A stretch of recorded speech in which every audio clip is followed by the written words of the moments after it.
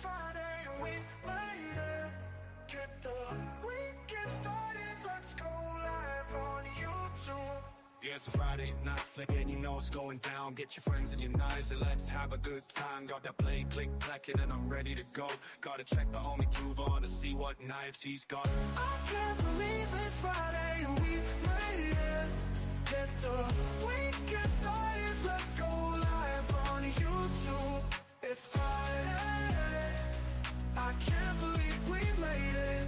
It's Friday.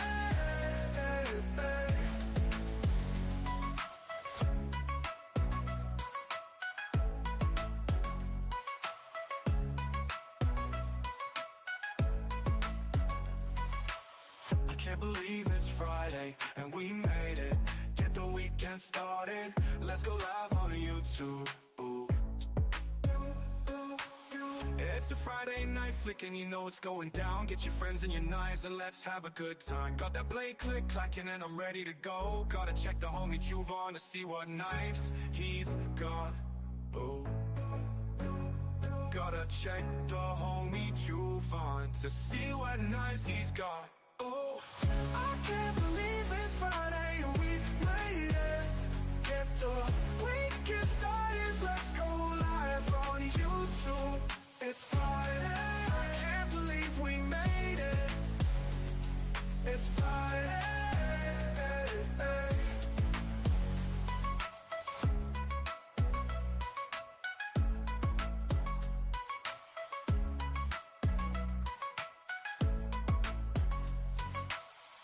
Friday night fix is ready, here we go. Watch me scramble to complete a 3-hour show. We'll talk about knives and what's on your mind. Never know what will come up this time. We vibe and we chill, including spirited debate, but we do it with love and never with hate.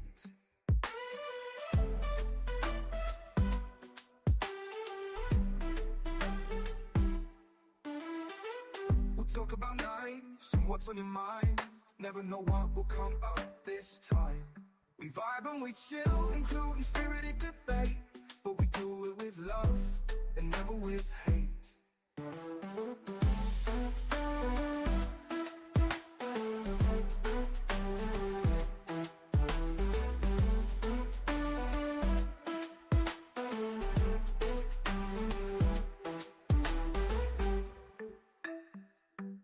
We vibe and we chill, including spirited debate, but we do it with love and never with hate.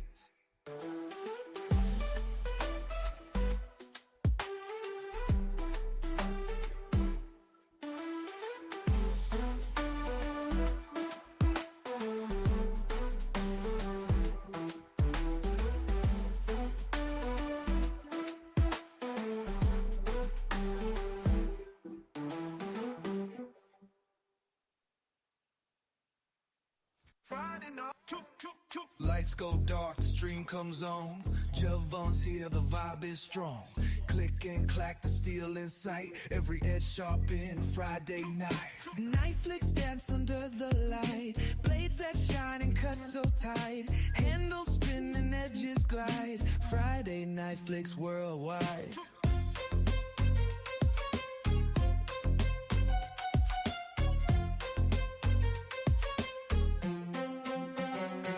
He talks the craft with steady flow. Steel and story you'll wanna know. Flick of the wrist, how smooth it goes.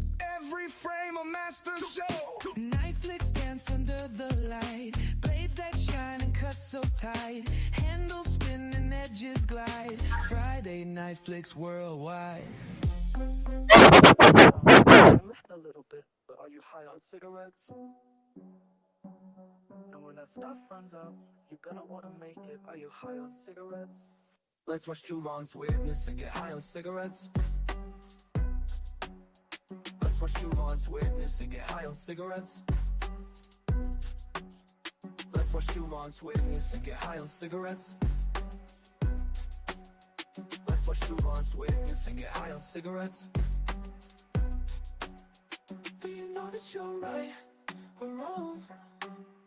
Do you know that you're right or wrong? Do you know that you're right or wrong? Do you know that you're right or wrong? He don't smoke 'em, but he loves it when you do. That's why he's high on cigarettes. And if you find him, you should light him up a few. He's getting high on cigarettes. Let's watch Juvon's witness and get high on cigarettes. Let's watch Juvon's witness and get high on cigarettes.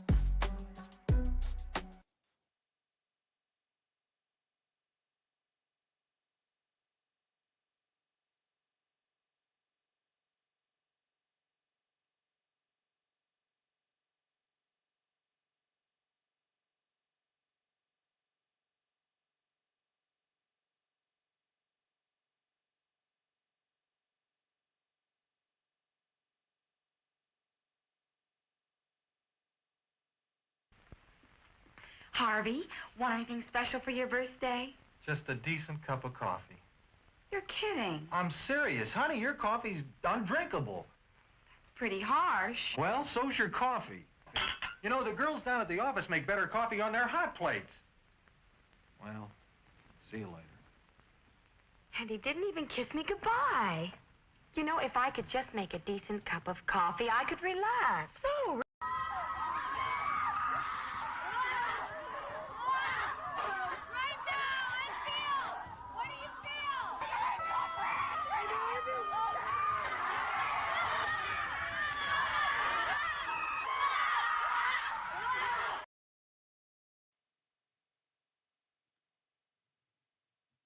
What is up, guys, gals, and everybody in between?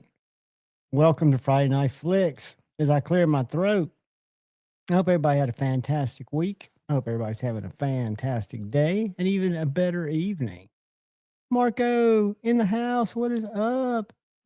Dilemma, Mantrama. Hope all goes well with Shane. Yes, always thinking about Shane. Shane. Knife Nut 69, what's up? Channel member, welcome, brother. I just posted tomorrow's live at 2:30. Chito Banditos in the house. What's up, brother? Good to see you, my man. I'm early because I figured Stevie and Maddie go live, and we go early because that's what we do here, right? I need to change the time, just change it to 8 o'clock, so that everybody knows. But anyway. What is up, El Cap Addict channel member? Good to see you, my friend. Welcome and happy Friday Night Flicks to you, my brother. We got brother Serial channel member in the house, and it doesn't look like he's a, hold on a second. Doesn't look like he's a mod. That is a moderator, standard moderator. Boom. Sorry, Serial. You're now a moderator, which means you can share links to your social media and you can keep yourself from getting put in jail by Shane. Chris229, channel member, what is up, brother? Welcome, welcome, welcome. I hope everybody's doing great. I'm having a decent day. It was rainy here, but that's all behind us. Henry, 683, what is up, brother? Channel member, welcome, welcome, welcome. My ears are popping in my headset for some reason. Neil McKenzie's in the house. What's up, channel member? Y'all tell me if my sound is getting wacky. I'm hoping not. We'll see. We'll keep our fingers crossed that the sound, at least on your end, is good. We've got 1931 Leatherworks. Terry in the house. Channel member. What's up, brother? Good to see you, my man. Joe Isabella, the one, the only, and channel member. Hey, are y'all's weird YouTube names showing up? I can't tell. I'm looking, y'all tell me if your names look different. I've noticed they're different in some lives. Again, we went through that about 3-4 months ago. So let me know if y'all are noticing anything weird. Sanding some toothpicks and watching. Brother, good. Hopefully we've got some entertainment for you tonight. Got some things to talk about. Got some things that I've been kind of hanging out around down at Knives and More. Some pretty cool stuff. I did a video today mainly to show Benchmade's new box so I could talk about it. And it's interesting how it impacts brick and mortar retailers. It's just something as small as the change of a box. They made it bigger. Brashir Beer, what is up, brother? Are you not modded? Dude, I want everybody in here, as long as y'all don't abuse the power, because I can take it away. I want y'all to be added as a standard moderator so you can share links. If I know you, if you've been here for a while. What's up, Zachary? Good to see you, man. Good to see all y'all. I got some knives strewn out here that I thought we'd talk about, and then talk about just some knives in general. I was going to go to Instagram and show you guys some stuff that I've been taking pictures of, that I've been hanging out with. I've been trying to learn about traditionals, and I meant to take a picture and post it today of a knife that I think I'm going to get. It's a case knife. It's about $85. It's a Warncliffe single blade, which is kind of my gig. I haven't bought a slip joint in probably 6 or 7 months. I think the nip slip was my last slip joint. Oh no. Dude, I have no idea what I'm doing here. I don't, but I do see Chris 229 has been a channel member for 29 months. Dude, 22 months. That's as good as 29. Thank you, brother. Man hug coming your way.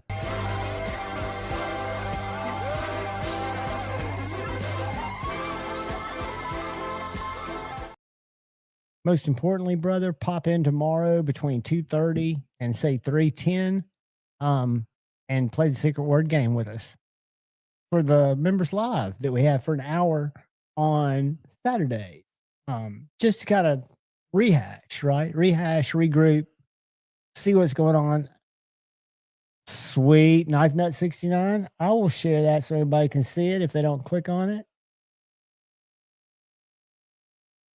That is gorgeous. Dude,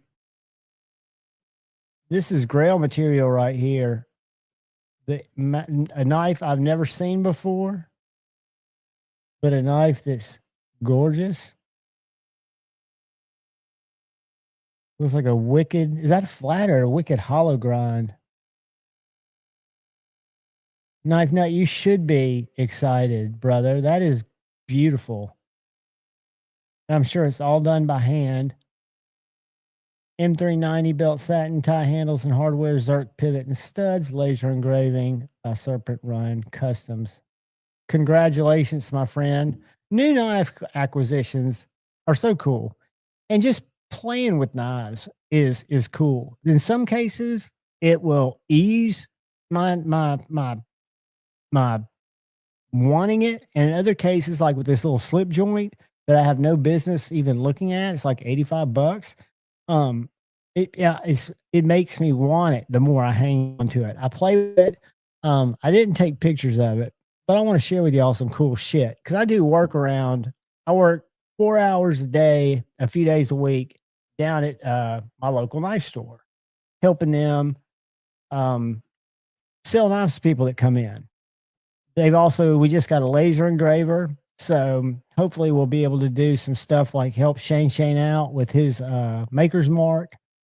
But if I go to Instagram, I don't know why it pulls up my old Instagram. That's just when I was posting knives. That's my kid, my greatest accomplishment yet. That's her posting or posing with the picture of me in 91 at the dead. So I'm going to get off of that. I'm going to go to here. Boom, boom. All right. So I took this picture tonight. I don't know if y'all know what that is, but that's a Bodacious and a Shaman. And I kind of spent some time because I've reviewed both. I've had them both side by side, but this is just me. I'm not bothered by the little nubble in the Shaman.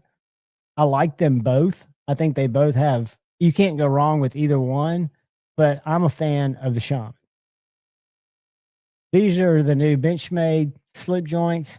Yeah, they're M390. They're pretty cool. What I think the coolest thing about is they come with a little leather slip that has a clip on it, a clip slip, and you can take the clip off the slip if you want to put the clip on the knife. If you don't want to carry it like that. This is beautiful. This is Dwayne Dwyer, Driver Defense. I've got several of his fixed blades. This knife is one of his custom folders. That's a compound grind, kind of an interesting tanto, frame lock, all done by hand. A beauty. And then this, according to my buddy Brass Brigades, this triple aught design is very overpriced. I don't know anything about them. I just know this knife sat there for a while and it looks pretty cool. It was a trade in, a little, what do you call it? Kiridachi, something like that. This is a knife that doesn't interest me, and the purple bled out. I thought the picture would be cooler. That is a gold class mini barrage. I need to. Hey, what's up?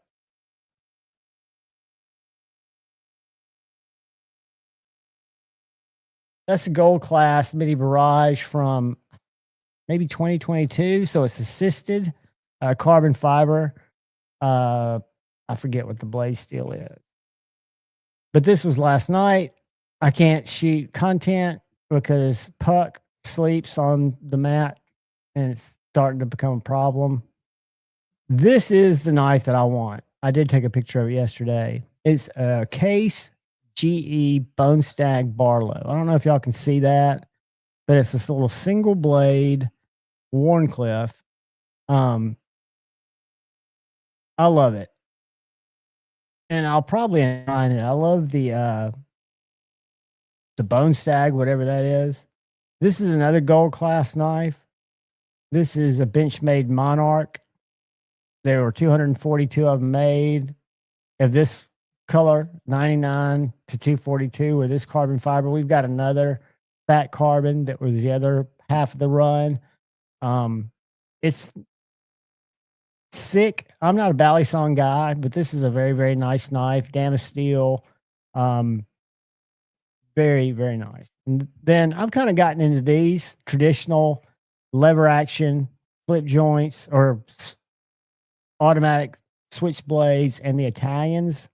This is a cool little knife from Germany. This company, there are a couple of companies that make this. This is from Hubertus something Sologen. Hey, don't step on the soundboard. Come on, buddy. All right, go across. Sorry about that, guys. But very cool little knife that I would have never played with. These are cool. The Godson, not really that practical. I can't take a good picture of them. This has got an acid DLC wash, and this is a full DLC, kind of a mirror DLC. This is a guy I met, Will Freeman. It's Flint River Design. He just graduated in industrial engineering. Real smart kid. He made this knife for some law enforcement around the different counties here. Super cool little knife. And then that happened.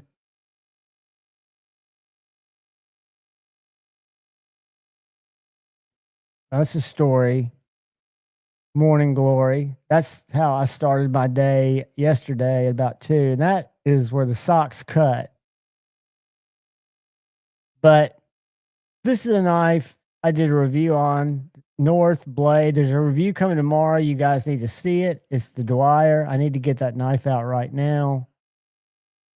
But that's a North Mountain Blade Chop 2. This right here is a Mini Narrows.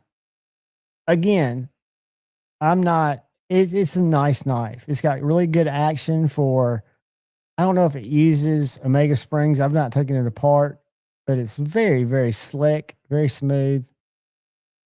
Y'all hold on 2 seconds. I'm going to grab something. I'm going to stop sharing for 1 minute. I'm going to come back over here. I'm going to step over and get this knife I want to show you, and I'm going to serve an ad while I do it. Skip it. Be right back.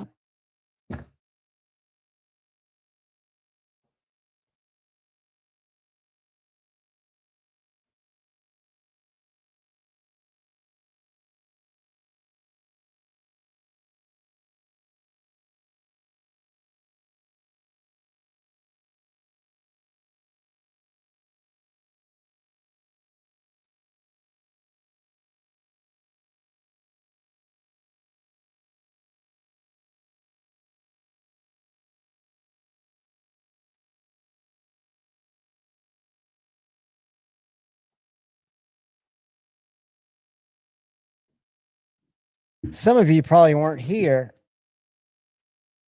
when I showed this. Hold on, let me grab some.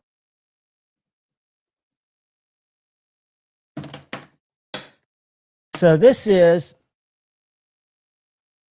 my beloved Strider SNG.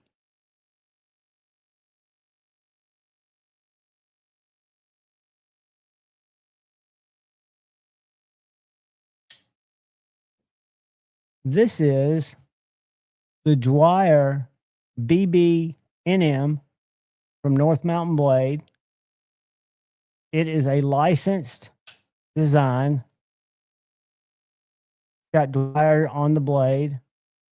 This one's in Sanmai SLD Magic. I think it's about $360. You can also get it in 3V right now. You can get it in a lot of different carbon fiber handles. I think the 3V is only available in a black frag. This is a Bowie blade. They also have a Tanto. This is not a copy. This is not a clone.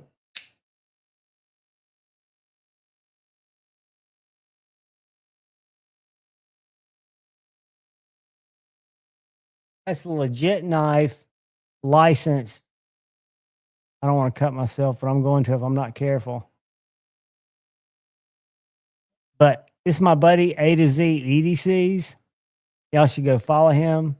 I love this knife. I'm really hoping, because he thought my S&G was a little small. I'm really hoping he finds this knife a little small and I can trade with him a couple of knives. I'll tell you guys something. This is a winner for under $400. Yes, it's Chinese made, but it does have a lock bar insert. It has great action. Feels good in hand. And it doesn't feel like I've got a copy or a clone.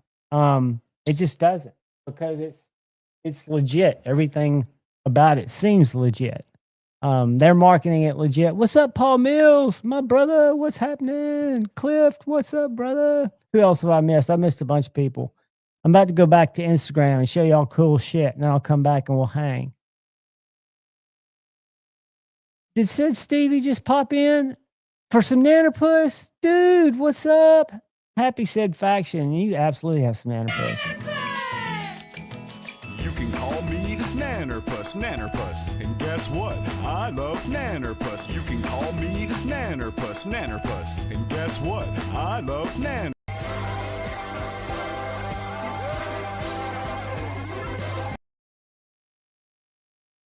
Stevie gets the trifecta of love. Good to see you, brother. All right, I'm going to go back to Instagram and show you new neat shit that I've been exposed to where I am working for less than I've worked for since I was in high school, but happy to be there. That is a Jarrett Fleming called a new EDC. I like the handle on that knife. That's kind of what impressed me about it. Really cool handmade knife. This, we had two. We only have one. I would love to buy it. Spyderco Sage 6.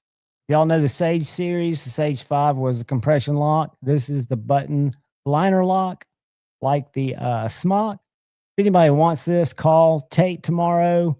He'll sell it to you. This is Tate's personal knife. That knife I showed you earlier, the FSD, that's made by Flint River Design. That William Freeman, the young man I met, who's an industrial designer. The inspiration for that knife was this custom he made for Tate. And this is I forget what kind of wooden handle, but this is what inspired that knife. Kind of a pokey stabby, cool custom. And then this, I took the picture because they were there. Two Benchmades, a SOCP and an SOCP Mini. Little jagged knives. I've got a Kaiser that's similar to that. And then that's my Shadow. This is a knife that's, I want to say, under $40. It's the Cold Steel Pro Light Sport. I really like it. It's a cool knife, kind of rugged and a good value. I'm surprised they don't sell more of them. That's a Benchmade CLA. kind of a nice automatic.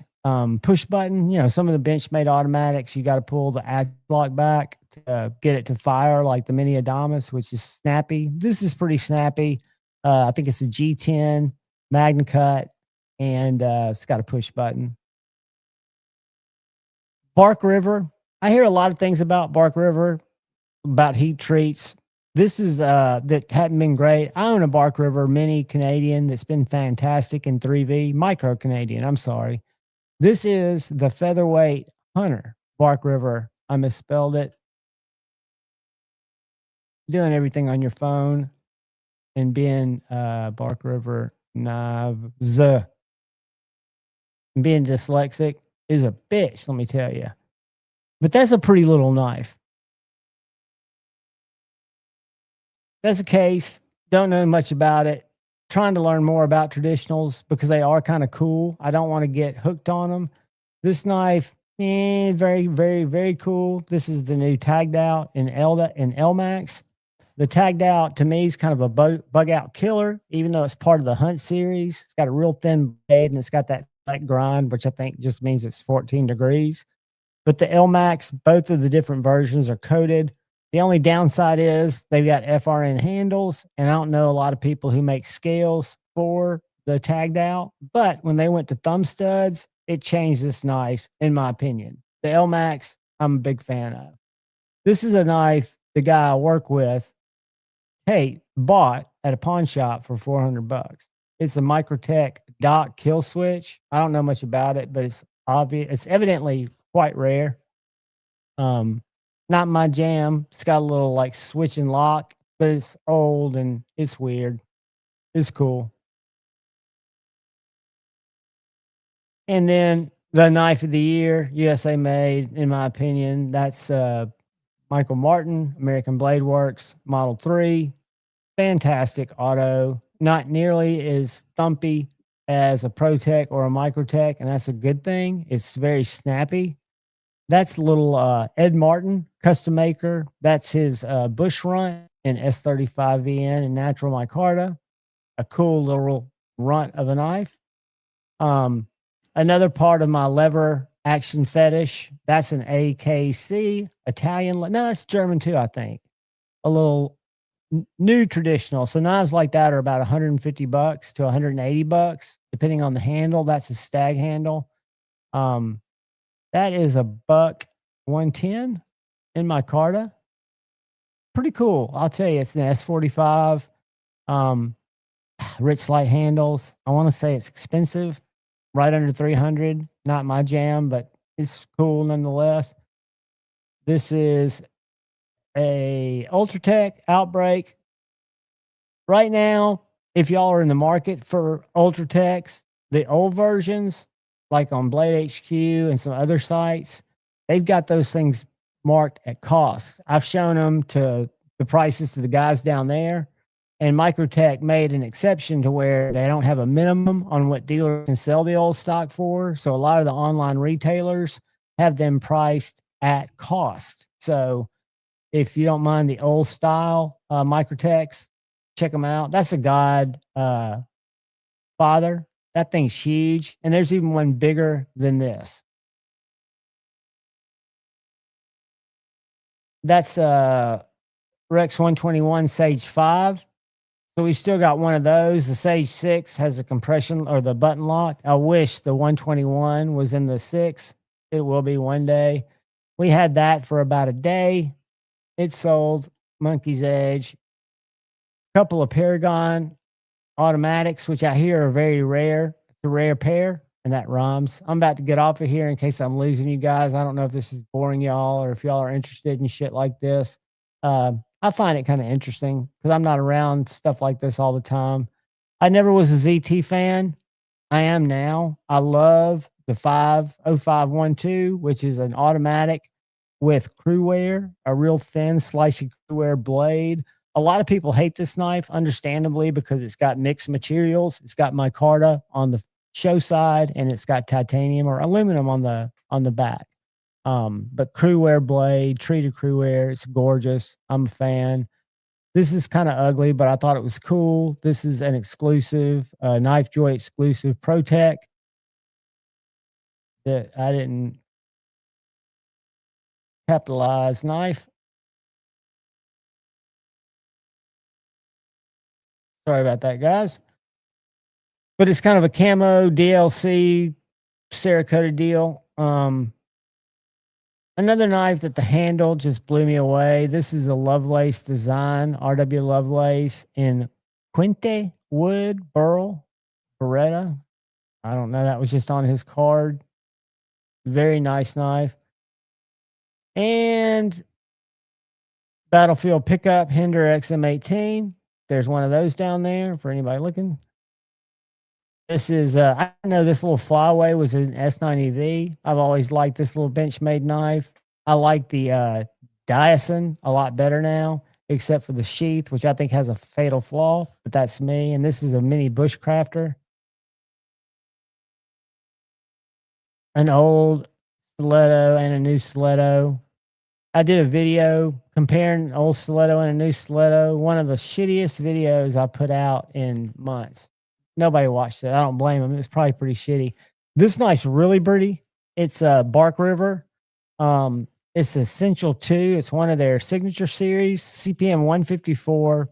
They call it blue and silver mokume, this little transitional material between the black canvas micarta and the blade. I don't think that's metal, though. I think that's some kind of composite they make, but a really cool knife. Small little guy. A sweet little knife. And then some cases. Again, I'm trying to get inspired. I'm sorry, those aren't cases. Those are Deer Lick Ridge Ford customs. A guy makes those in Alabama by hand.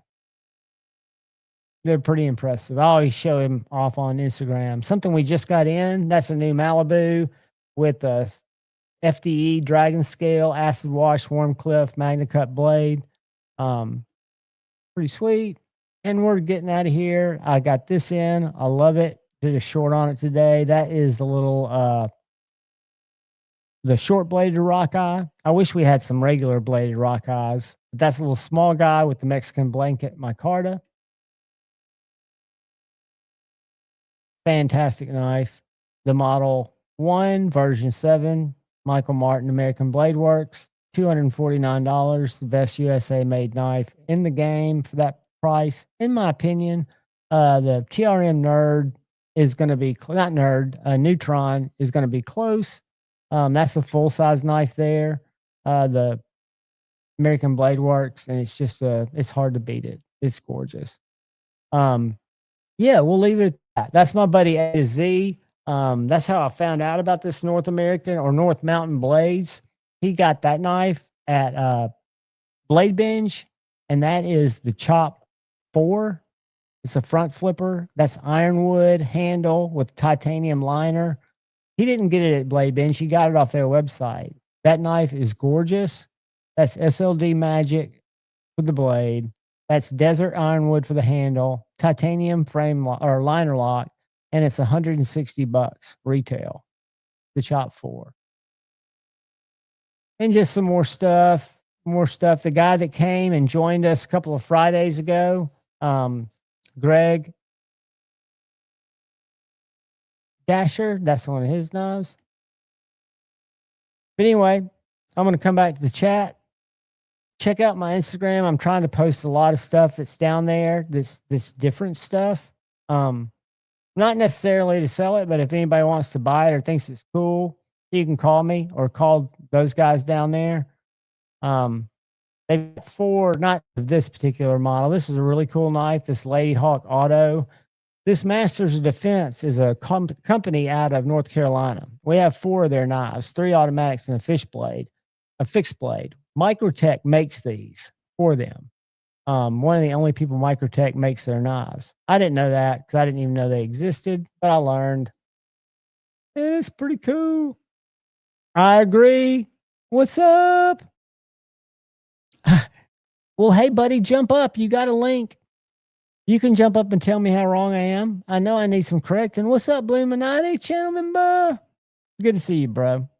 I know I missed other people.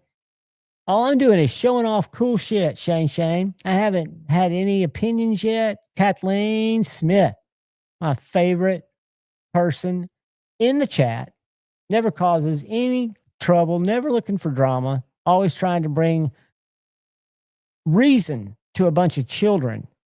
And I appreciate her for that. Plus, she's not a human being. Good to see you, young lady. Shane, you got a link. I'd love for you to come up. I know you're recovering. Don't feel like you need to. What I was going to show you guys is I love 1931 Leatherworks. He's the one that does all the sheaths for my fret. This is a young guy, 3-feather EDC, and he makes sheaths for production knives. A lot of Kaisers, a lot of like Bradfords. This is for the harpoon. That's a harpoon that I can't show you yet. But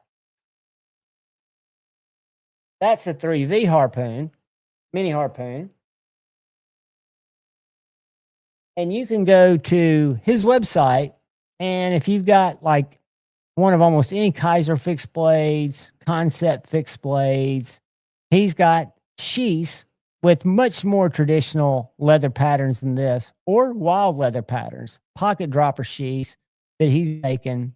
We'll jump over to his Instagram. I'll show it to you in a second, because I think he's doing something cool, because he's offering these for knives that are, sub $100. So I think it's really cool. And look for an unboxing on this coming up soon, probably December 1st. But it is very cool. I've shown you guys this. I love this knife. I carry it at least once a week. This is my Marlboro Handcraft Budge. Now, Tate down at Knives and More, and I trust him, he makes knives too. He talks about he doesn't feel comfortable with this knife because he feels like his hand's going to run up on the blade. Well, I'm not jabbing it into shit where my hand's going to run up on the blade.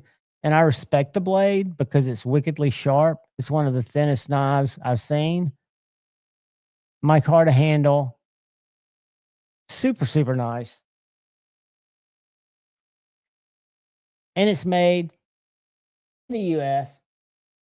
Unlike the Dwyer BBNM, the non-clone, but yes, it's a Chinese knife. Dwayne gave it his blessing. Don't ask me why, but I think a lot of people will benefit from this knife. And I think it's a great knife. I would personally not have chosen the SLD Magic, but there's only one choice available now with the black blade in 3V, and the Tonto sold out. I think it's only the Bowie that was available. We'll look at these in a second. They're also available at Amazon. I'll put my Amazon link on the video that I've got coming out tomorrow on this knife, A to Z's. Very cool. And this is very cool. I like my USA made Strider. Different knives. The Dwyer is a different design. If you look at the ass end of both of them, they are different. They're very similar, but they're also very different knives. Very might be a word that's open to interpretation. I'd say they're different. This was in a T-Kill I got today. I think we should all stare at it and live it. Be less dumb. This is a little new Piranha. A little blim. It's got a little, I forgot what it's called. Not decarb. Maybe it's decarb. It's got something where the finish has, in heat treat, come off on that corner there. It works perfectly fine. It's a great knife. Little thinner grind. And I've got extended grips on my Warren EDC, which is the Melissa Backwoods collaboration, but it's built on the same profile. So there's a ring grip option for this. There's a additional 3/4 of an inch, a 3-finger grip option for this knife. And I think he should make other knives this size with different blades, because again, maybe at this size, it's a little limiting for its tactical. But when you look at it with the ring, which comes back here where my pinky is, or you look at it with the extended grip, they're just handy little bitch knives. I love them. I think they're wicked. I've got my Microtech zero blade play, which is going away. I think we've got 2 or 3 of these at Knives and More. Not this one. We've got a Hellhound, a Dagger, maybe this one, a couple others in a different color. But keep in mind, the Gen 3 are the ones with the zero blade play. The Gen 4s, they've done away with the zero blade play for now. The Gen 2s are the ones that you can get for less than $200 on some of those sites I was telling you about. Blade HQ, use my link. But the zero blade play, if you're looking for one, get one now because they're only available in the Gen 3. Make sure it's an Ultra Tech or one of the more fancy ones that has the zero blade play if you're looking for it. Because they are going away, unfortunately. Or fortunately. Because what that tells me is Gavin won. And that's a good thing. The little guy got what was right. I can't think of anything else. Awesome, Shane. Shane, you come up whenever you want to, if you want to, my friend. All right, I was going to go over here real quick. And I was going to go to your knife. And I want to see what you think about this knife. I might have one coming to review that's his personal knife. I'm going to have to send it back to him. But this is... I want to know what y'all think about it. This is the Tuya Curtis Knives collaboration. It's the Curtis F3 Medium Slicer production series. I've never experienced a Curtis knife, period, so I don't know what to compare it to. I don't know what y'all think about it.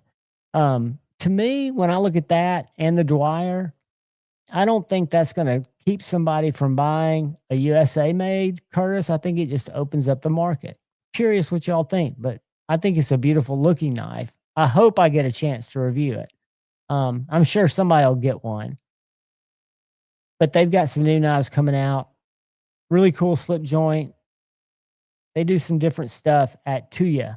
A lot of this stuff, Dave Warren actually designs, and he is recovering from strep, but he is going to join us in a few Fridays. But that is it. Okay, so sorry everyone. We had these listed at $395 instead of $295. Our refund orders that came in though the $100. So this is a $295 Curtis production knife.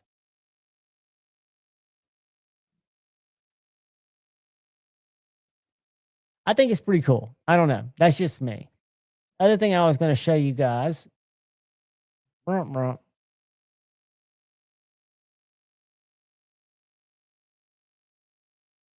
was it? What was it? Can't remember. Can't remember. Let me make sure, first of all, I'm sharing. I am sharing. I know what I was going to share with you. William Freeman Design, which is William. This is the young guy who makes that knife.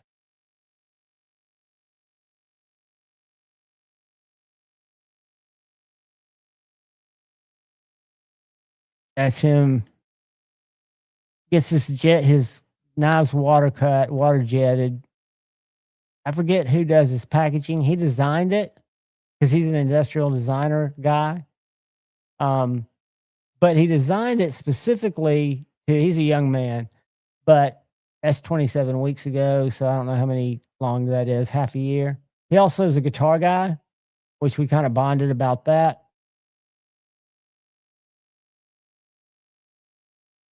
So very, very cool kid. And that's the knife that I didn't take as good of a picture of that inspired the knife that I showed you, that FSD MK1. These are just some knives he's made.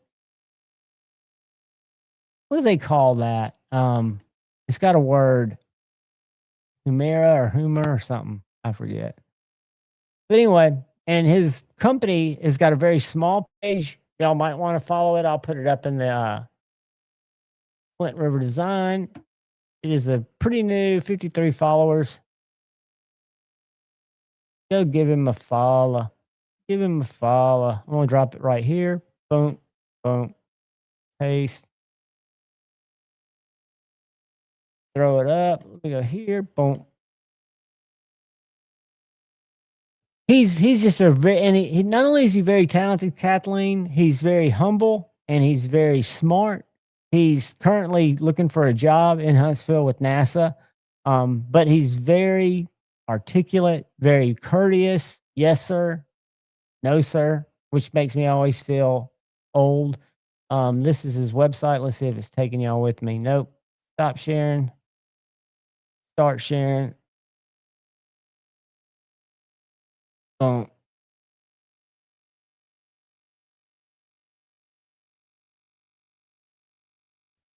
That's his little knife.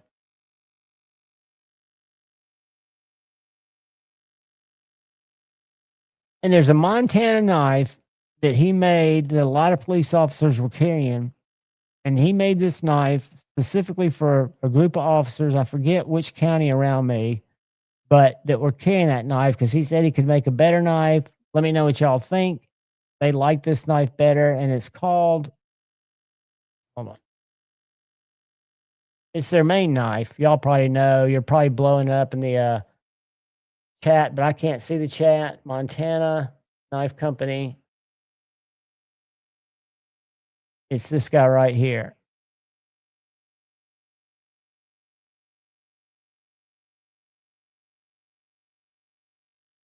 Something goat. Yeah, this guy right here. Speed goat. So a lot of them were carrying the speed goat, which is very, very thin, 2 1/4. He felt he could make a better knife for them. The ones he showed it to like it.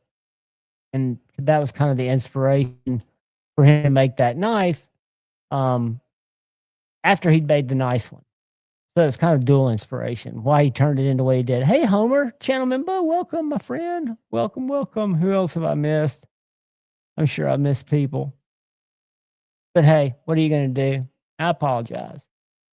So yeah, and the other knives I've got on the table is my first O-knife review, which is a pretty cool knife, I will say, because I was a CEO. It was the first knife I purchased when I got back into the knife game after watching Zach and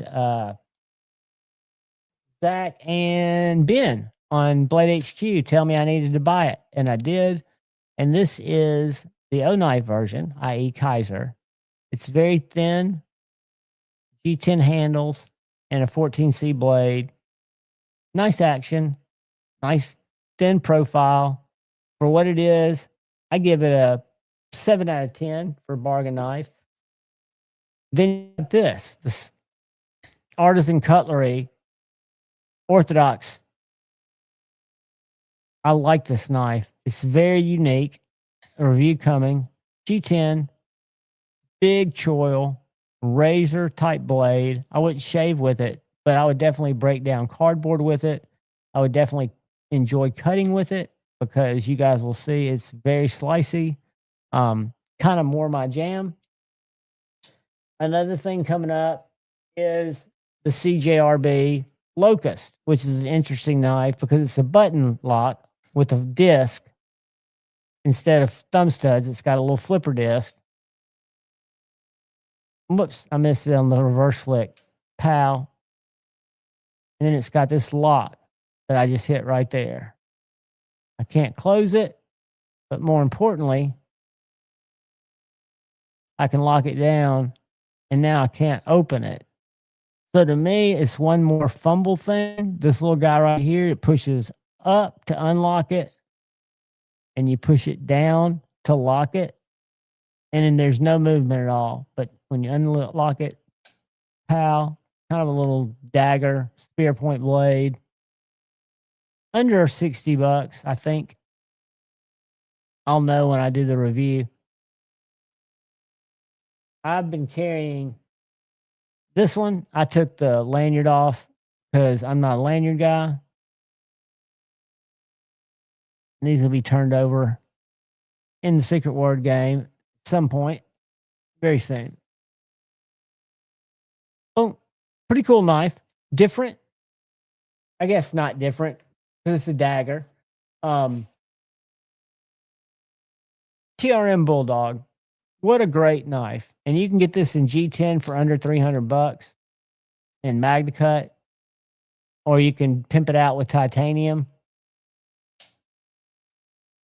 Same size, length is a Neutron, a little bit thicker in blade stock, a little bit thicker in handle. Matter of fact, I got the Neutron in my pocket.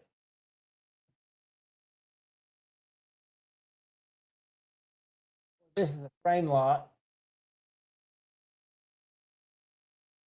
The Bulldog is a river lock, i.e. bar lock, but the length is about the same.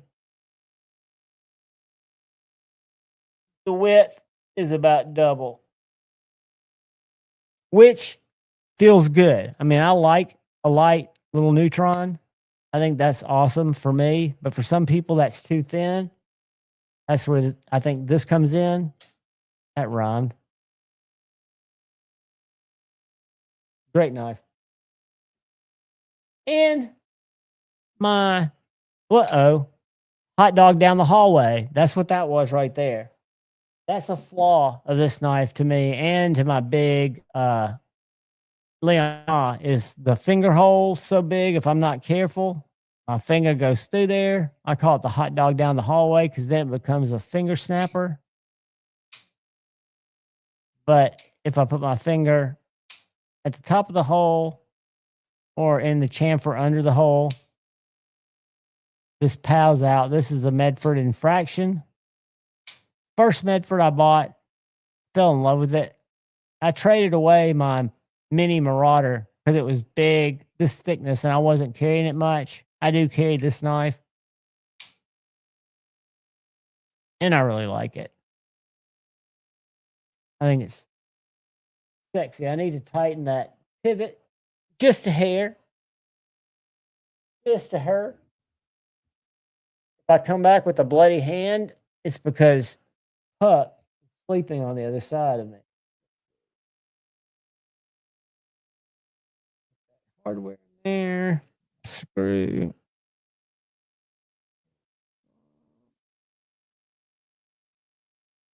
When you've got aluminum or anodized hardware, you got to go easy on it.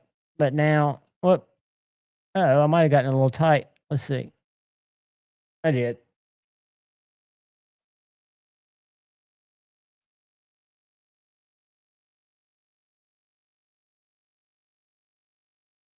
There we go.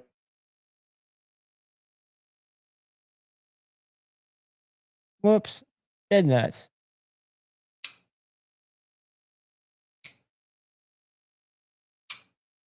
But if I'm not careful, hot dog down the hallway. That's a shame. Again, I should know better. If I carried this knife all the time, I would know to look for that. And I would hit the top of the hole or I'd hit the bottom of the hole. But since I've been carrying different knives, hot dog down the hallway is a real possibility. And that'll give you a nasty finger cut.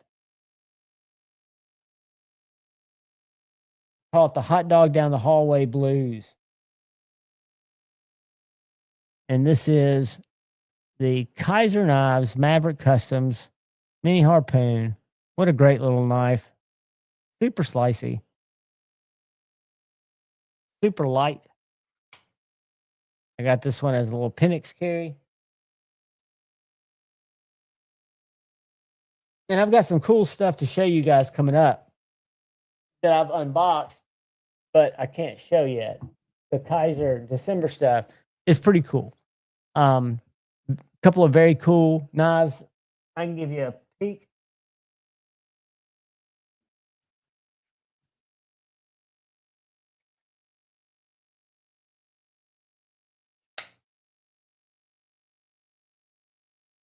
That's a cool mid-sized knife. It will be coming up. And then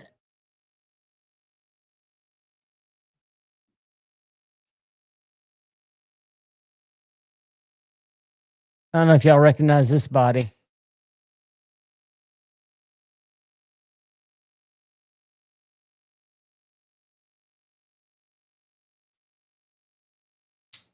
Sheepdog. with the top liner lock. Zachary, what's up? I agree. And I'm one of those guys who, I can't say it to everybody, but for most people, I don't let personality as much impact. My desire for a knife is the desire of the knife. I've had some remorse with different makers for different situations after I've had the knife. But when I got my first Medford, I didn't know even about any of the controversy, if you want to call it that. I just, I don't let it impact me. I believe in people who design cool shit. That's what I'm in it for. I agree with you 100%. That is a major finger trap. And the other one, that's more dangerous than that one, is this. And I love this knife. Now, if I carry it, I'll never hot dog down the hallway. But if I'm not careful, hot dog down the hallway. I mean, my whole finger can go through that hole. With on my EDC, my favorite knife, it's got a little small square hole. This is the field duty EDC. And I can just push everything I've got to that hole and it's not going through. It's all my momentum is going in and out. Where here, I have to be on the edge or I'm going through and I'll fail it.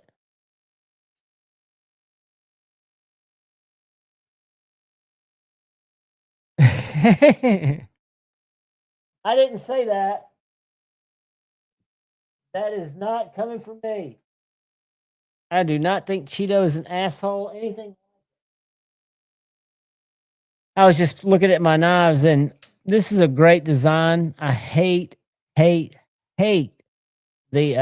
action of Kung Wu's River Lock or whatever you call it. Not River Lock. Their bar style lock. But this shape of the blade, the L Max, they also make it in a fixie. But it's a great knife. Do I carry it? Never. Because like this knife,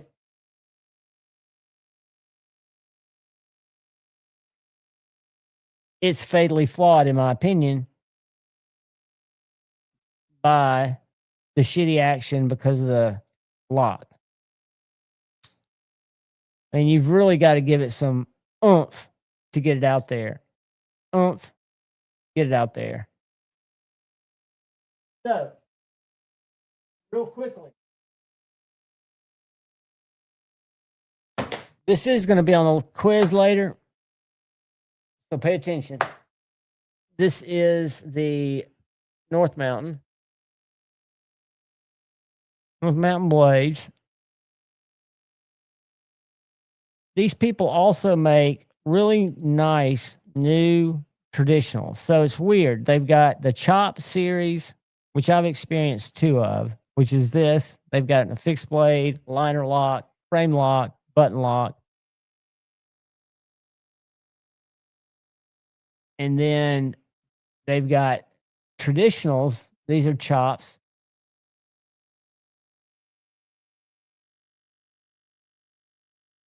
Fixies.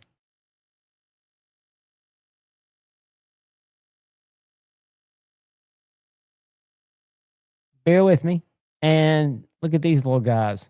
That's $130. That's a Lanny Classic Desert Wood, Desert Ironwood with the SLD Magic 3-layer steel San Ma blade.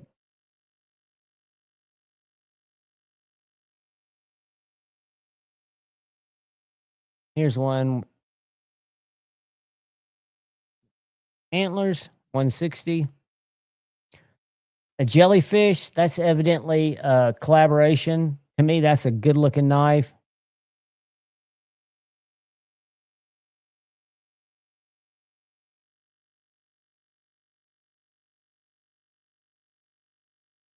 I mean, they're beefy, well made.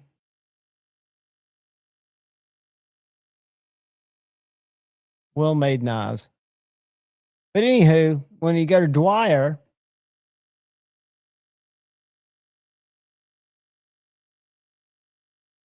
the BB&M, the controversy. We got a guest in the house. The man, the myth, the legend. What's up, dude? Not much. What are y'all doing? Well, look at these knives like A to Z's got. The Dwyer. They make it in a Tanto and they make it in a drop point. And they make one variation and they're both sold out in the 3V. But what do you think of that knife? I think it's beautiful. I just, I wish you didn't have to do that. Why do you think? I mean, how much does he make knives still? Because I know he's not Mick Strider. He makes customs, yeah, but are they 1380? Yeah. How much did you watch Greg's most recent video? I didn't, buddy. I've been so out of the loop. Very, very eye opening, dude. Talking about all these knife companies, all these knife companies that don't make knives. And there's a lot of them out there. Now, he wasn't bashing them. He was just talking about... What's up, Baptism? Happy Friday. He was just talking about how it's kind of unfair, that some people don't realize that their favorite knife companies don't make knives. Right. Now, Strider, I see them post a lot where it seems like they're making their knives in-house, and when it comes to you, it's in a Ziploc bag. Let me tell you how dedicated Greg Medford is to making his own shit. When I brought up the fact that a lot of makers are actually having their knives made at New Jersey Steel Bearing, he said, they don't make knives, they just sell steel. He didn't even know that you could have a knife made there because it's never been a fucking option for him. I think that's pretty cool. Because he's never explored that option because he's never had to. No, because he's not putting his name on something that somebody else made. There's a lot to be said for that. Man, there is, and I get it if you don't like his politics. I get it if you don't like his personality. He gets it. He knows he's an asshole, but I still think he's one of, the top 5 makers in the country because he's actually making knives, kind of like, McNeese is making knives. I don't get the whole... Michael Martin's making knives. Absolutely. But yet, instead of spending tens of thousands of dollars on equipment and making knives, you got companies like Montana Knife Company that spends tens of thousands of dollars on marketing. They don't make shit. And you would love that Will Freeman, that young guy I was talking about.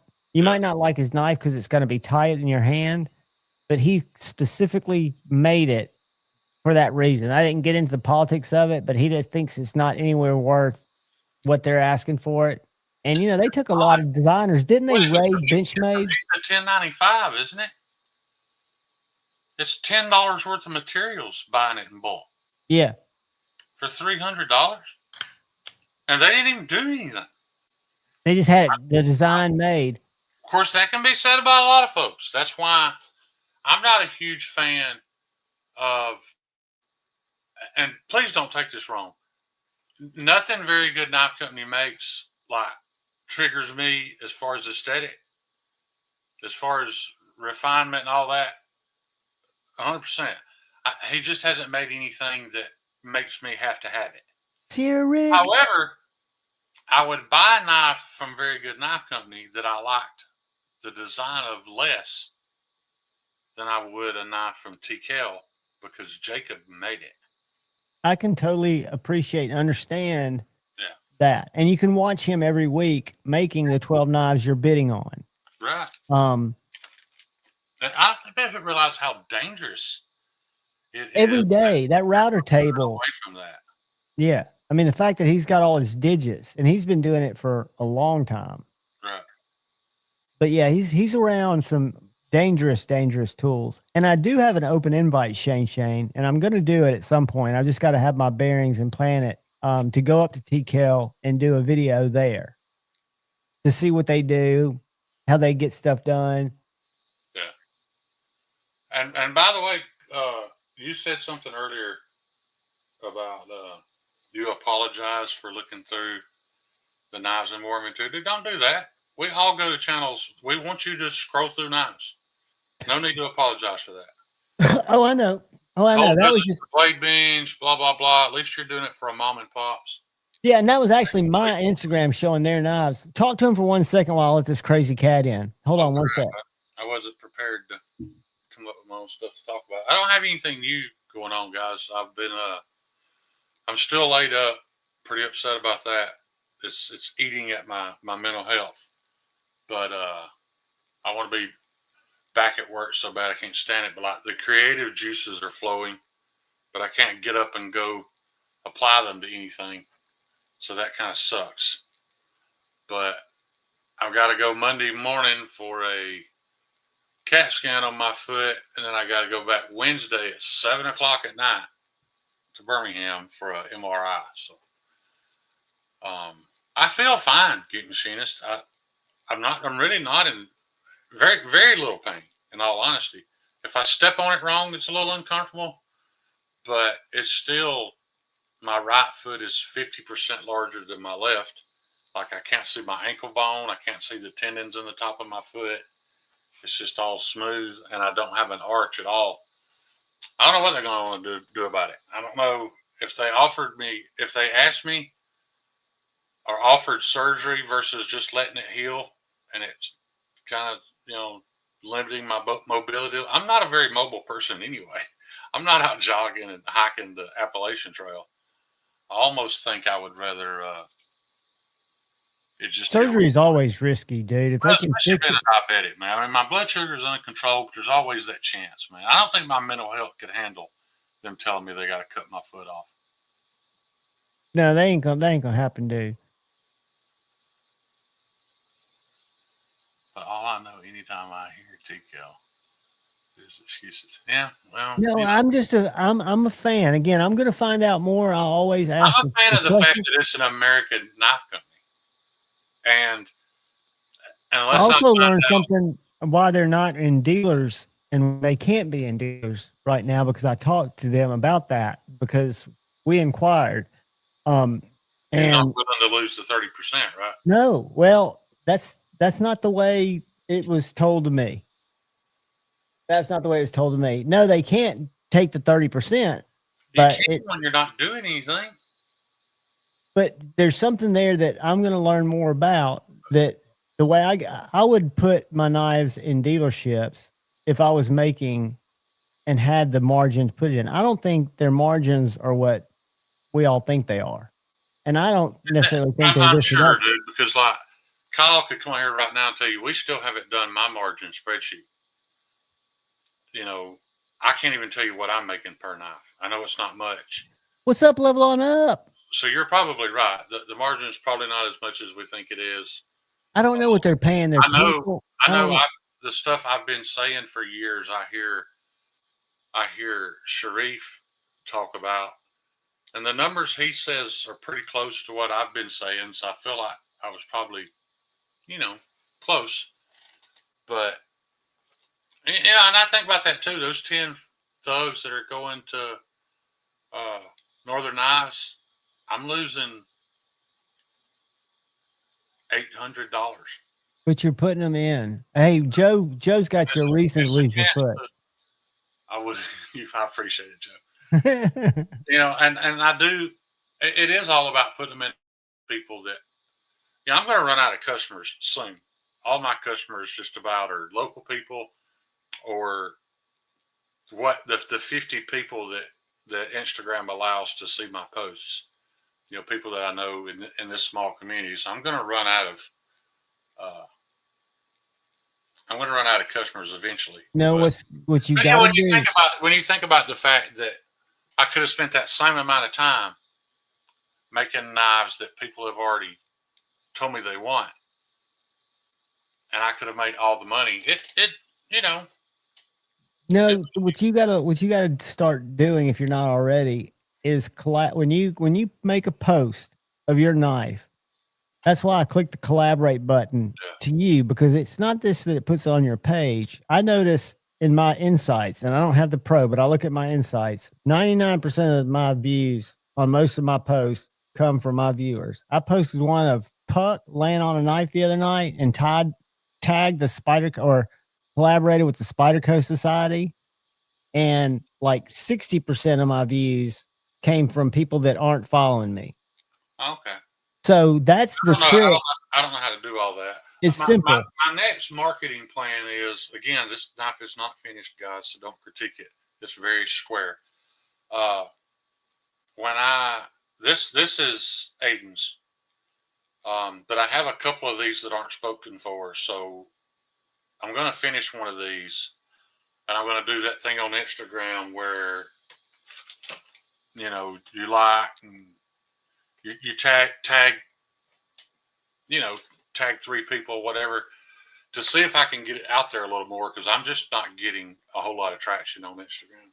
I'm going to tell you how to do it. I got major issues. About to have a cat fight. It could go all to shit. Nope, she got through. Tippy just walked the gauntlet, man. Woo! Shane, what you do? I'm going to go to one of my posts real quick. Don't tell me on here. I won't remember, John. I'm not. I'm just going to show you where it is, because I'm going to show you people that are tagged. So when you go to Instagram.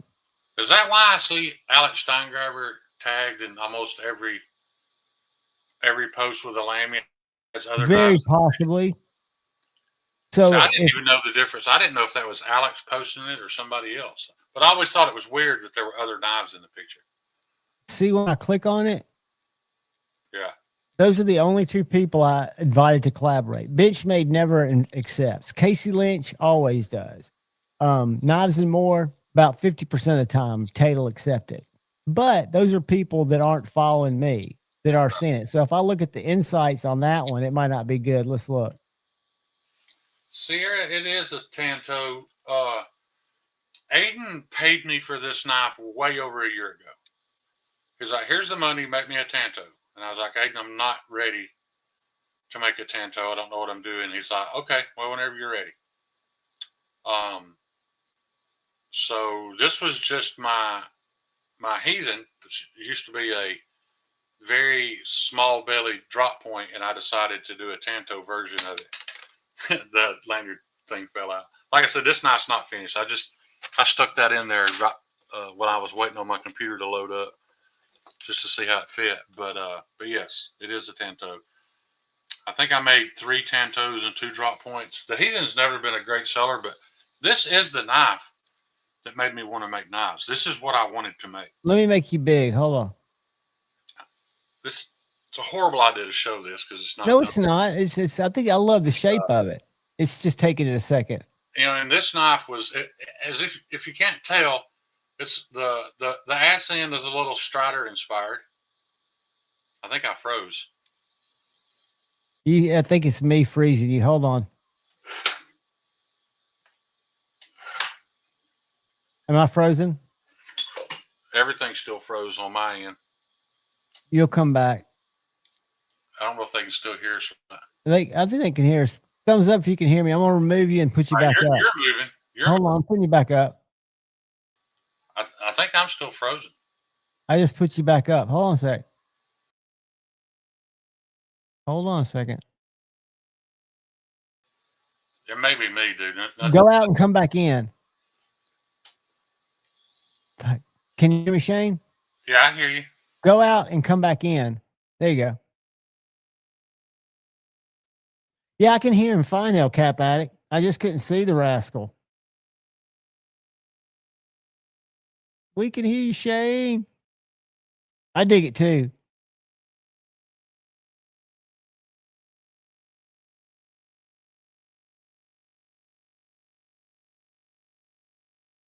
Exactly. Yeah, there's nothing what I was going to show you guys, and I'll share with you while we wait for Shane to come back. This one that I tagged the Spyderco Society, 73.6% of the people that viewed it were non-followers. it's never like that. It's usually like 100% followers that view any of my posts.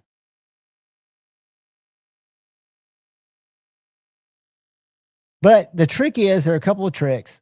One is to tag people and collaborate with them. The other is to go follow a lot of people. So if you follow people in the knife game, there's a good chance they'll follow you back. Where if you put stuff on your stories, it's more likely to be shared. I don't do that because I think it's spams up my feed. And I've kind of quit trying to grow on Instagram because I quit growing 3 years ago. He's back. He's moving. I grow on Instagram because I quit growing. Oh, I got to mute you. 3 years ago. He's back. My bad. That's all right. I don't have to get a voice changer, man. That was brutal. I can't listen to myself. All right, I'm better. What I was saying before it quit working is, I got the gun stock handle shape from Strider, of course, and it's got the jimping in the butt like a Strider. But this very long, sweeping drop point was kind of inspired by the Praetorian. I love it. But I will tell you this. I'll admit one thing about this knife. I think it's very comfortable in a normal hold. It's very comfortable in a reverse stabbing grip.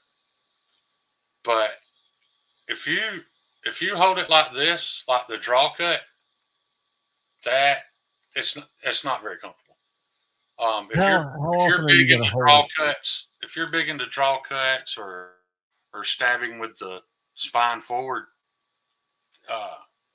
like I said, I don't mind it because it is very comfortable everywhere else. And I know there's a lot of knives out there that are comfortable in every grip, and they probably should be comfortable in every grip. But this particular handle design is not very comfortable in a draw cut. As you can see, it's stabbing me there and it's stabbing me there. Yeah, but I love the look of it, man. I love the look of this thing. Yeah. So, I think it's a great looking knife. I'm going to do a giveaway on one of them to see, kind of Instagram wide, and see if I can get some new followers, some attention that way. The way you do what you're saying, and maybe I need to follow more big groups so that I can tag them. That's one way to do it. And yeah, I don't either, Maddie. I don't think I've ever. The only knife I use in that position is your prick. Yeah, and the whole purpose behind that too is you're breaking rule number 1. You're cutting towards yourself. What's up, Andrew? Which is not a great idea. There's Lucky Dog right there. But yeah, man, I've got some stuff in mind that I want to do.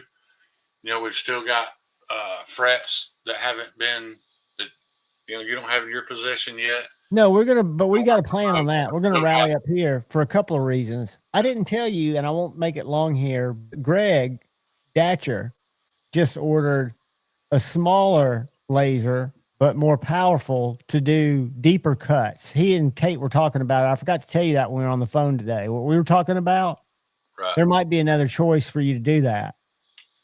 I got you. I still got Cheeto's design. I apologize, Cheeto. I forgot what you named it. But yeah, I got plenty of stuff coming. I just got to get back in the shop, man. You get to take care of you. People know. Kyle Coonley is in transit. I understand that people know, but that doesn't help with the fact that I'm feeling kind of worthless. I know, but try not to, because your fans understand. Saturday, well, that's tomorrow. Oh, it's called the Trucha, which means trap. Kyle, if you're still in here, you got a shipment coming to you that's you'll know it isn't when you get it. Yeah, I think Kyle's package for me is supposed to be there tomorrow, Kyle. Mine says it's supposed to be there tomorrow, but it doesn't say that it's sitting in his distribution place. And I've learned that if it's not sitting in the distribution on Saturday night or Friday night, it usually doesn't go out for delivery Saturday morning, unless it's an Amazon package. Yeah.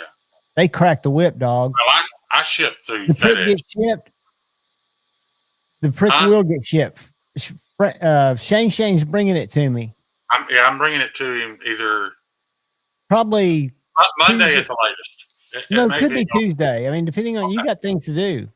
You're going to be in Birmingham Monday. That's correct. Yes, and you're going to be you're going to do it when you can do it. Yeah. And if we need to go down there on a Wednesday, honestly, Maddie, I probably should have shipped the package. It would have been faster to ship to Javon, but there's some other stuff we've got to do, so I have to go there anyway. And it cost me about the same thing to drive there as it does to pay for the shipping. Can Shane autograph it? Yeah. I appreciate that, Sierra. Yeah. Absolutely. And Shane, I know how you'll roll. You're not going to miss a beat in the big scheme of things, and you're going to come back better. And if you try to do stuff now, you're only going to set yourself back. You're right. I went to the shop the other day. It was really depressing. I got there, and within 10 minutes, I left. So, I went through all the trouble of driving there. Had stuff I wanted to do when I got there. Didn't get any of it done, and had to come home. So that kind of sucked. Hey, you got a Sharpie? Or something that you can engrave your signature on the prick? Because Maddie's serious. He wants your signature on that prick. I don't. And Maddie, if I try to do anything else to it, like if I tried to have it lasered, that would only delay it more. Well, not if you bring it to me. Hey, if you bring it to me, John can laser it. No, you bring it up here. We can laser it while you wait. You'll sign something while you're there. We'll get him to laser it. That's how we'll demonstrate it. And then I'll box it up and ship it the next day.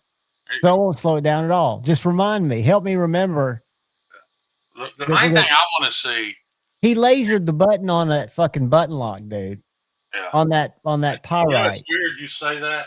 I'm thinking about taking a drop of super glue and dropping it on the button of my ABW and then sprinkling some grip. Yeah. I can't remember. Why don't you just get it hatched?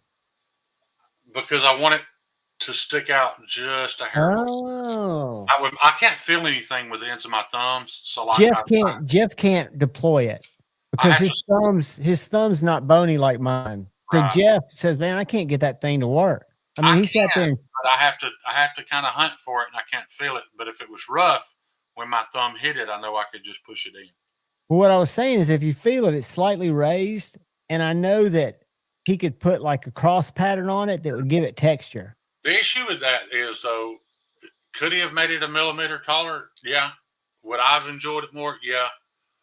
Would it be easier to accidentally deploy? Yeah. So, there's always, you're constantly walking that line of what do you want to do? To me, it's just perfect. I don't even have to look for it, but I've got maybe a woman's size hand.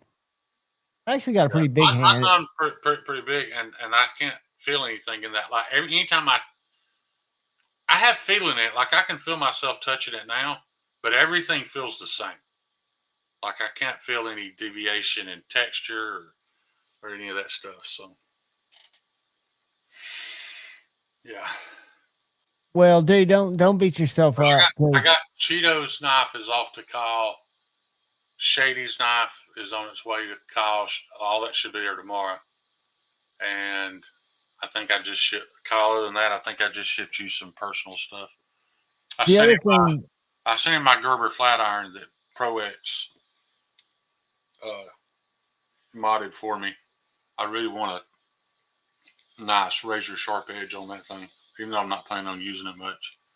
But I had a Gerber flat iron before, and when that thing's sharp, man, that's a hell of a cutter, dude. That's one of the best cutters I've ever used. Remember, you're going to bring that tried and true too. And I've got a box I can mail. I've got everything in a box already. Everything I'm supposed to bring you. Hey, that's pretty good. That sounds like good therapy. I don't think Maddie's fucking with you. I think he's giving you therapeutic advice. I got you. Just to kind of exercise. And you see what he's saying? Put pennies in the rice. I really, really need carpal tunnel surgery, and I'm just not willing to let him do it. Well, that's why you do therapy instead. You fuck with the rice. Yeah. probably knowing you give you some kind of erotic pleasure doing it too. Maybe you could warm the pennies before you put them in there, and then you'd be excited when you're going cool for 'em. Cool piece, but I'll stay with my run. Oh, you're talking about the auto? Yeah. Maddie, when they did my nerve conductivity test, like my nerves have fused together, and they're like, some of them are backwards now. Like when they hit the nerve that's supposed to make this finger move, my pinky will move. Like the doctor told me, said, "You've just been this way so long, your brain has straightened it out, but it doesn't mean it's right, and it doesn't work the way it's supposed to." But your brain's rewired so you can control it instead of it going to the left or right. That's weird. That's bizarre. The biggest thing I started noticing was years ago when I still smoked. Every day, man. I mean, every day it would happen. At least once a day, I'd go to put my cigarette up to my mouth and it wouldn't be there. I would have dropped it and not even known it.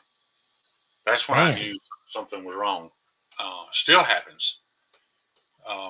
So now every now and then when I do smoke, I like pinch it till it's almost flat, because if I'm not pinching, I can't feel it. Just so you know it's there. Yeah. We still got a really nice dragon up there. You know, Ron picked up the angel. Yeah. But the dragon is pretty dang gorgeous. I'm surprised it's been there as long. You know what they do that I was surprised of?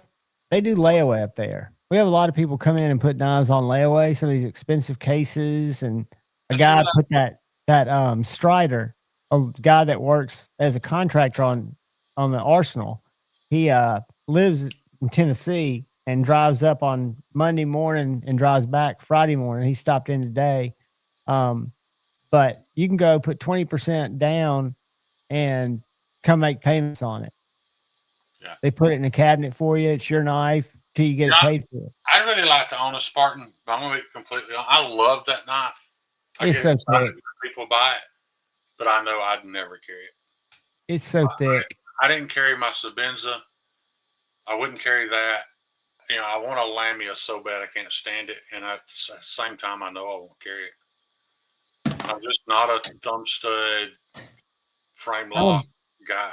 I'm about to trade for an Nkosi up there with a guy. I don't think anything's ever gonna top this for me. Even Is the that the Manix Shaman? 3, even the Manix 3 that Cheeto's designing is. I tell you how screwed up my hands are. Is that your Shaman or Manix? It's my Manix. That's my Rex 45 Manix. This stupid lanyard came off of a cheap flashlight, and I put it on here. And I know you're not a lanyard guy, but because my hands being so jacked up, I noticed that today with the American Blade Works when I went to take it out of my pocket, I have to pinch the pocket clip and the knife to pull it out of my pocket. So I end up putting so much pressure on the pocket clip that it doesn't want to let go.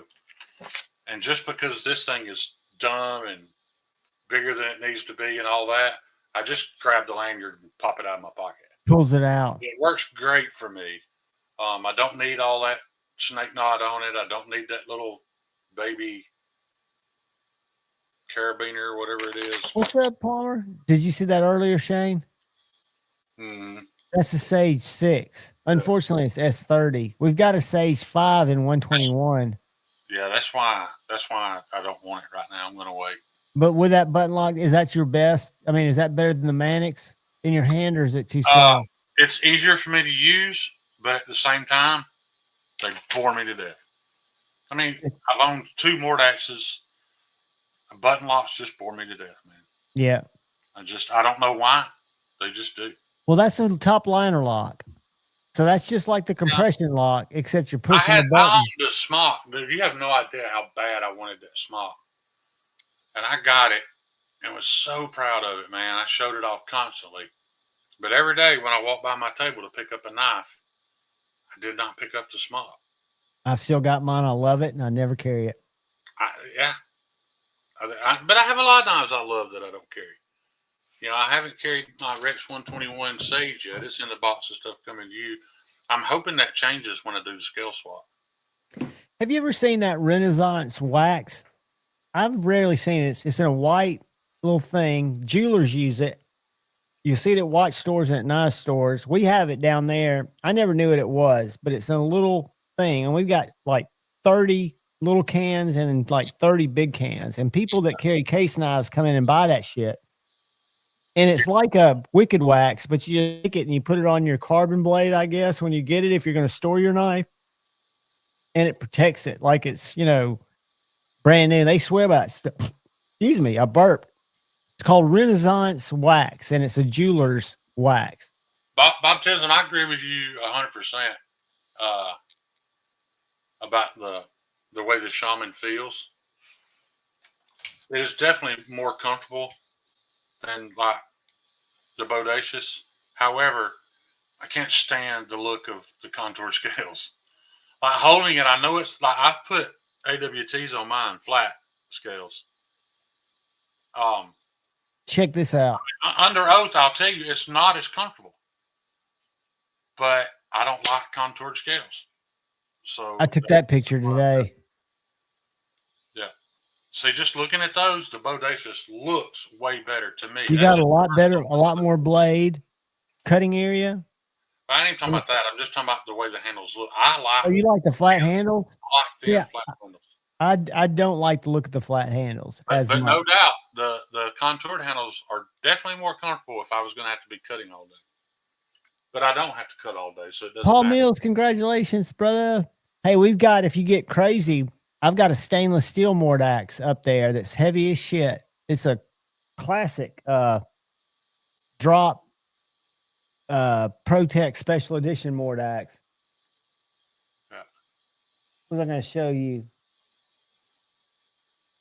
We got a set, and I wish I was buying knives right now because we've got a set of they're Salt Series, but they don't look like it. They're black G10, a G10 I've never seen from Spyderco, but it's a pair of 2 and a pair of 3 blacked out Magna cut. Different texture, right? Yeah, and they're totally blacked out and they're Magna cut. Yeah. I just, I don't want to hurt anybody's feelings that owns a Salt Series. Spyderco does a decent job on it, but because it's the Salt Series, Spyderco was so heavily concentrated on keeping the corrosion resistance up, they didn't heat treat it as hard as like American Blade Works does to get the edge resistance. Right. So if I'm going to own a Magna Cut knife, it's going to be an ABW. Now, but I get it, man. Especially if you're the kind of guy that's buying a Salt Series for that purpose, like you're a deckhand, something you need something super corrosion resistant. It makes sense, but I'm not saying it's done badly. It's just 62. Joe knows what's going on. Oh, really? 62? See that, Shane? In that range. Yeah. That's the stuff I'm talking about. And that little can, Joe, how long will that last you? Forever? That little can's like $22 up there. Oh, did they, Bob Tisdale? I wasn't aware of that. So they bumped it up. I could be wrong. That's what he said. I could be wrong. Well, good. Oh, he checked it on the Shaman. Nice. Yeah. Shane, you need a transparent knife reblade. Yeah, I know, Paul. I know. I've been seeing a lot of his on Instagram. Let me just go to his page here real quick, because I've just been seeing him in my feed. He shows up in my feed a lot. I think it's because I comment on him. Yeah. And that's what Instagram does, is they show you, whoops, trans. How about this, Paul? Since I can't necessarily afford a transparent knife reblade, why don't I just send him this and have him regrind it?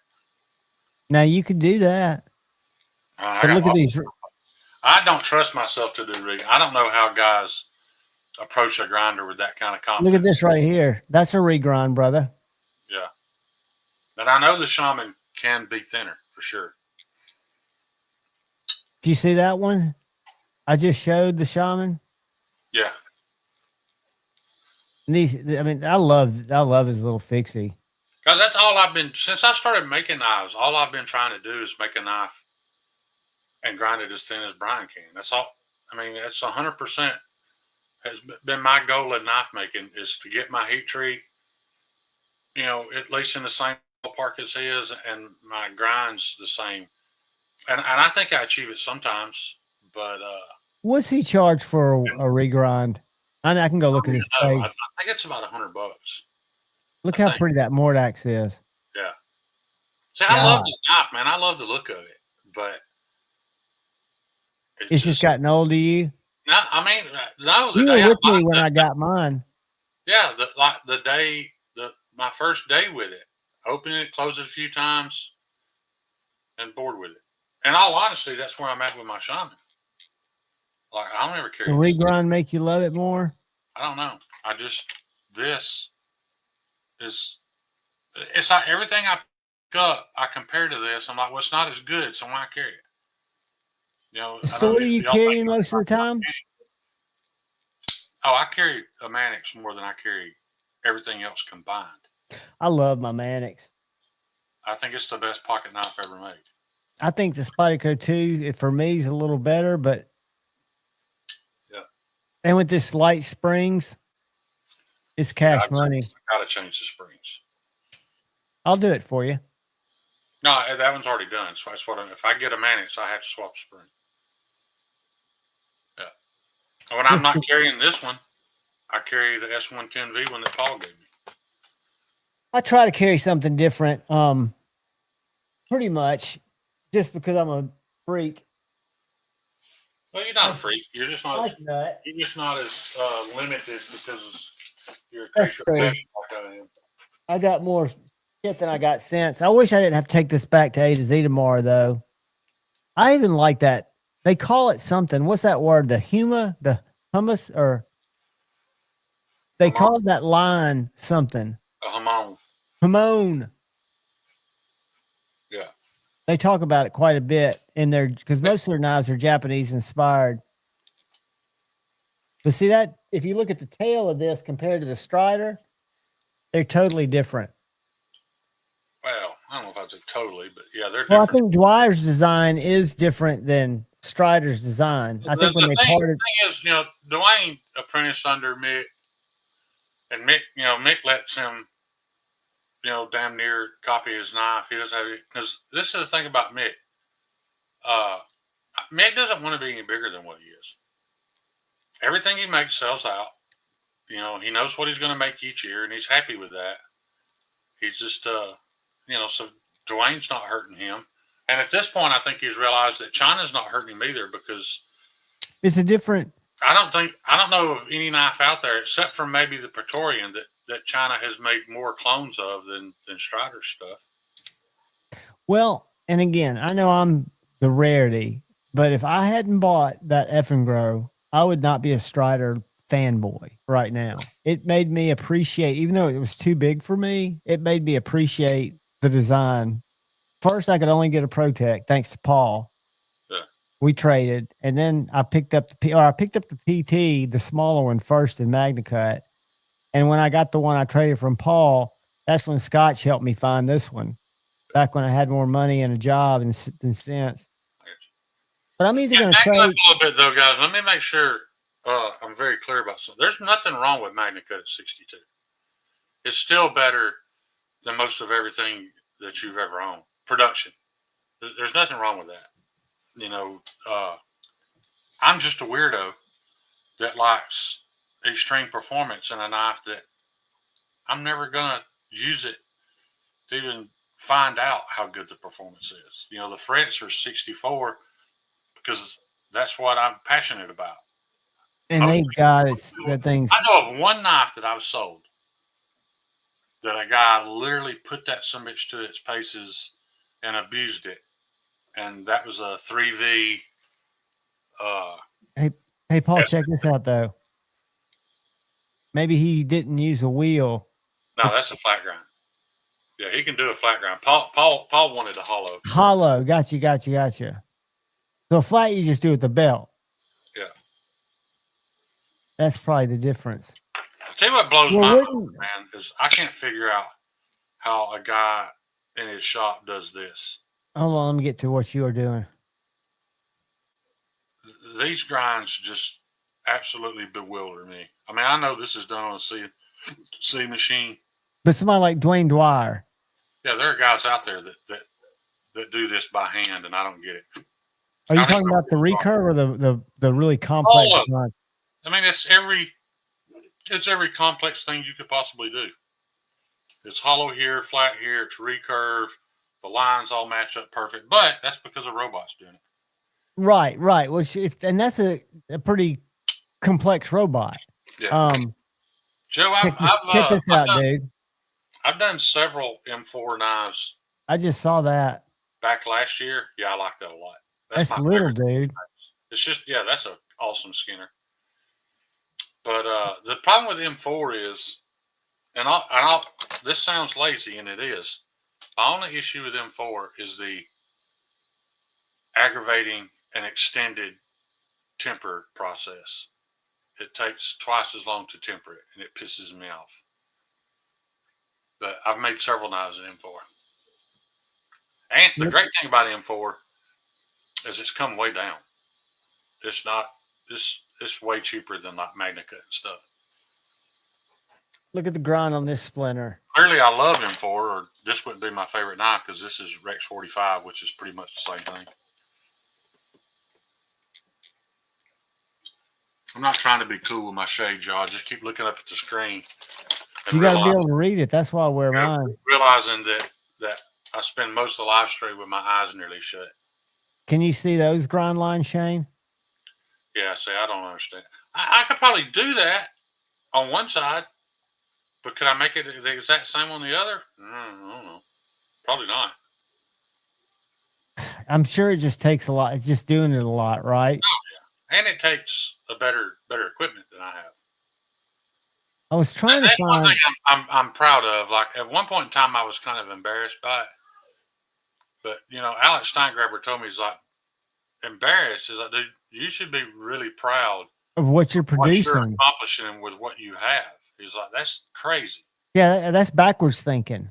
Yeah, you're thinking. When he told me that, with cheap equipment that's not near what I need to be using, then told me that I was levels ahead of where he was at this point in his career. Made me feel pretty good. Riddle me this, Batman. See that finger choil? Yeah. How's that work with sharpening? I know it's a recurve. Is that a finger choil? I don't know. It looks like it. I wouldn't put my finger there, man. That's right on that sharpened edge. Or you wonder if this is sharpened, or if it stops at that recurve. It may, yeah. But it's still close. If it does stop there, man. The meteor. I got meaty fingers. I'd cut myself on that. Yeah, I don't even know if that's what it's intended to, but he does some wicked little complex grinds. Yeah, but that little skinning axe, that's a badass little. It's a very purpose-driven knife, but it's cool enough that even if you don't hunt, you might want on it. Hey, we've got Shane. We got flyers for this today.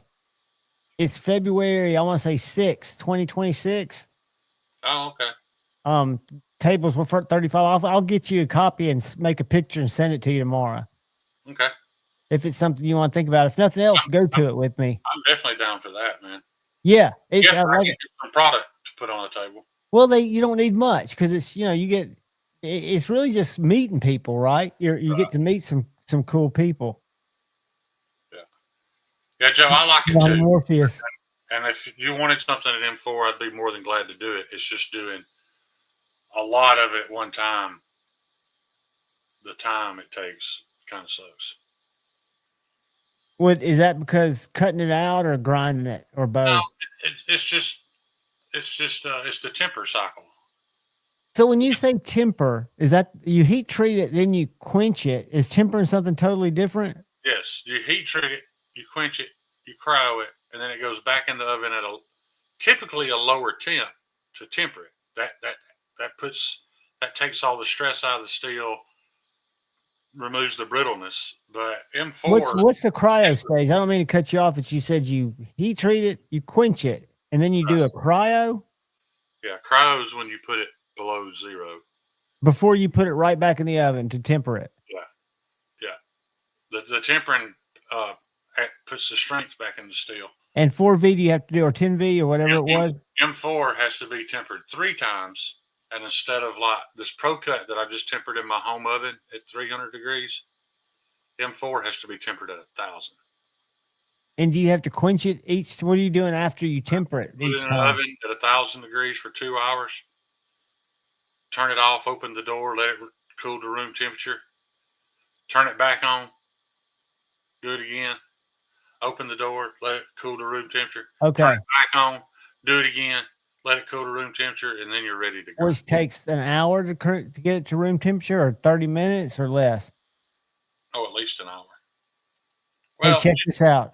that time's not real. You can actually take it out of, well, no, M4 you can't. Like with Pro Cut or any other steel, I can take it out of the temper oven and actually run it under water and cool it off instantly and put it right back in there. But M4 you can't. What'd you do? I dropped a goddamn Microtech out of the case and didn't want it to hit the floor, and tried to do it with my foot, and it hit my fucking, it put just the littlest hole in my foot. Yeah.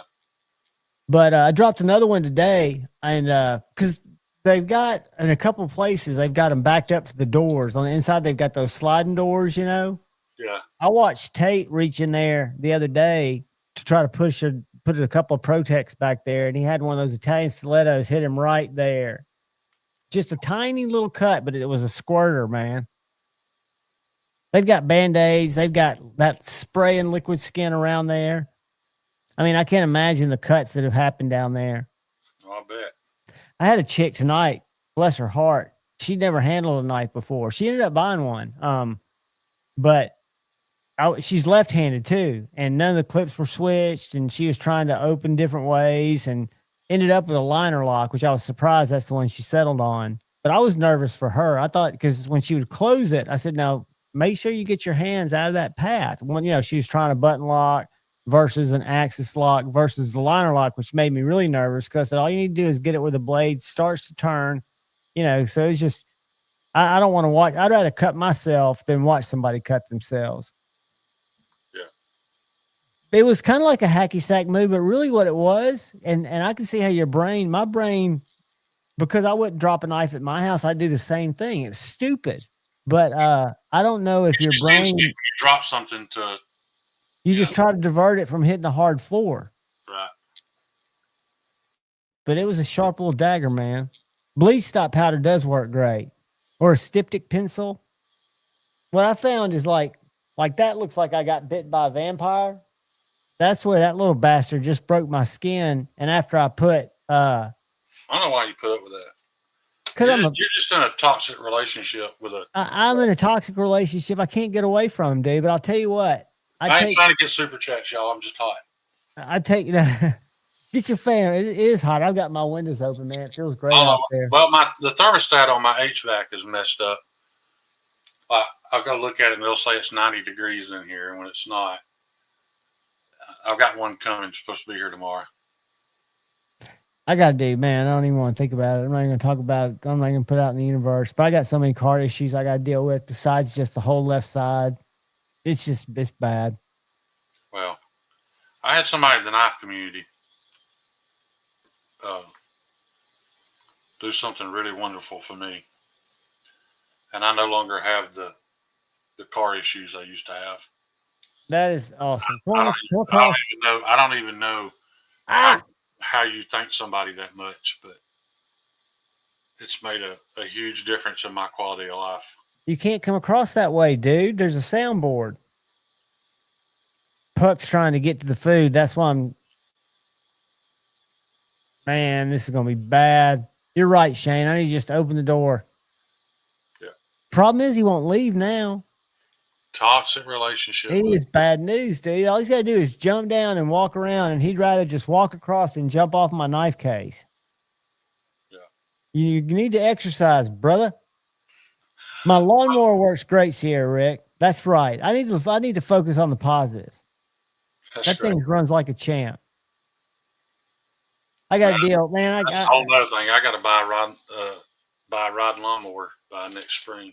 Yeah, I have a feeling I'm going to be moving in with my dad, that me and my landlord are going to go to war here pretty soon. This guy was going to come by who does inspections. He does them every couple of years.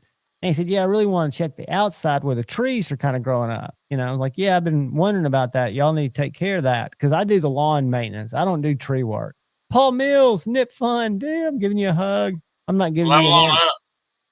I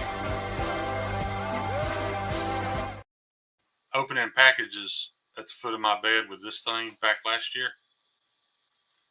And I got the package open. I laid it down beside me. And then I got distracted by what was in the box and forgot about it. Oh, no. I woke up the next morning and my sheet, I'd throw the sheets away. It was an absolute bloodbath. There was blood everywhere. Where'd you cut yourself? I literally cleanly sliced the whole side of my big toe off. With it just laying in the bed. I moved my foot across it and it was so sharp because Kyle had honed it up for me that just by grazing by it, and the slab of meat was still, because it had been there all night, was stuck. So it's kind of like a little piece of jerky. Did you just throw it in your mouth thinking it was jerky? No, I didn't throw it in my mouth. Salted up first. Oh, God. And when you tell somebody that you cut your toe on a knife in the bed, they look at you like, who the fuck has a sharp knife in the bed? Hey, I'm real bad about falling asleep sitting up on my couch. And when I used to, I don't do it as much anymore, but when I'd watch live streams late and I'd be playing with a knife, I've woken up several times with them in my lap or right beside me, where if I'd have just leaned to the side, I would have gotten stabbed. So I'm very careful to try to put them away. Joesville, that's exactly right. Just took like a slice of bologna right off. There was the whole side of my big toe, too. Be less dumb. That's a very good. That's what TKL sends his Band-Aids. Don't do dumb shit. Don't do dumb shit. If you don't have to, I'll tell you what I like. I've got to change this one out. I might do it now. Whoa, come on across. Come the fuck up. Come on over. No, touch record. How do your paws do the heat sensitive shit? Good boy. Let me ask you this, John. That cat was outside when you started the live stream and you got up to let it in. No, that was Tippy. Tippy was outside. That's not Tippy that's caused all the trouble. Good point, Knife Nut. Good point. All right, give me 2 seconds. Start putting that thing outside before you go live.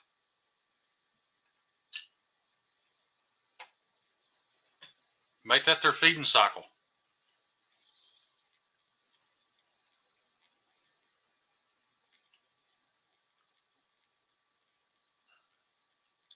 You know, honestly, Shady, the only knife I ever play with or fidget with is this Kaiser Mini Paragon that Patina Turner gifted me because of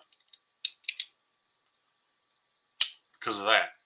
The action's so good. If you catch me fidgeting with a knife, it's going to be this.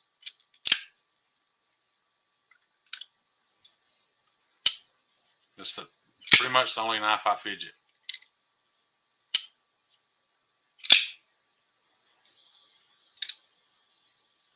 Yeah, it makes a hell of a noise. That's another great thing about it. It's got one of the best sounds. They used to tell me that having 2 cats was easier than having one. That's if they don't hate each other's guts. Like Shane ain't sleep with a chick missing a digit, please. Baptism, that's the Kaiser Mini Paragon. They call this a Mini Paragon, and it's a huge pocket. What's the full-size Paragon look like? They were rumored that they were going to release it, but I haven't heard anything about it since. It would be obnoxious, though, if they made this any bigger. This is a little plug for a knife that was sent to me. This is from a company called HX Outdoors. This is their Rock Apex in D53. It's sub $100, and it is a beast. I beat on this knife. I think that's louder than the Shaman The Shaman's got a pretty good sound, too. I love my Shaman. I carried it yesterday. That is me pretty hard flicking it, to be honest. I'm trying to make it make noise. I still say my favorite is my... Did you notice that? How much tamer the sound is on the Mannix? Listen to that. Oh, yes, the spring. It's just a little ting. It don't make all the noise the Shaman does. I've got... Honestly, the full size is still an inch bigger. An inch of blade or an inch overall. But either way, it don't matter. It's a big knife. Which one's that? Illuminati said the full-size Paragon's an inch bigger. This is my AWT with S110. Yeah. This one is my number 16 or number 14 from Justin in CTS XHP. Kyle, And you then pretty much have a land hippo in your house. Is that what just went behind me? I was talking to Kyle. Oh. Does he have a pug? No, he's got an American Bulldog like I do. Oh. They're the best. They really are, man. Where's Kyle? Kyle needs to jump up here. He Kyle, knows. He knows. I heard the rain start today and started counting. 6 seconds later, BB was in the bed, literally rooting herself underneath my butt because there was a storm coming through. She hates it. She's scared to death of storms. She's scared of shit else. Like, she wants to kill everything. But storms, that's just her weakness. I guarantee you, if somebody came in the house, though, while there was a storm, she'd bow the fuck up. Sierra Rick says that blade kind of looks like your Tanto.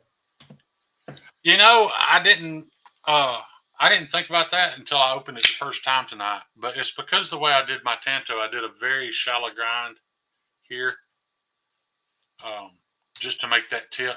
Because I haven't made anything, to be honest, with a super strong tip, other than the S&T and maybe Stevie's big fucking camp knife. But everything I've made, you know, and I tell everybody that, man. Most of the knives I make are not hard use. They're not going to be extremely tough. So this knife, I decided to change it up some. It's still not super thick, but it's 1/8 inch blade stop. But I wanted that tip to be tougher. I thought I lost my Koenig last week. It was in the couch cushions right beside me. I have zero interest in there's only one thing at Koenig knives that I'm interested in now, and I can't have her.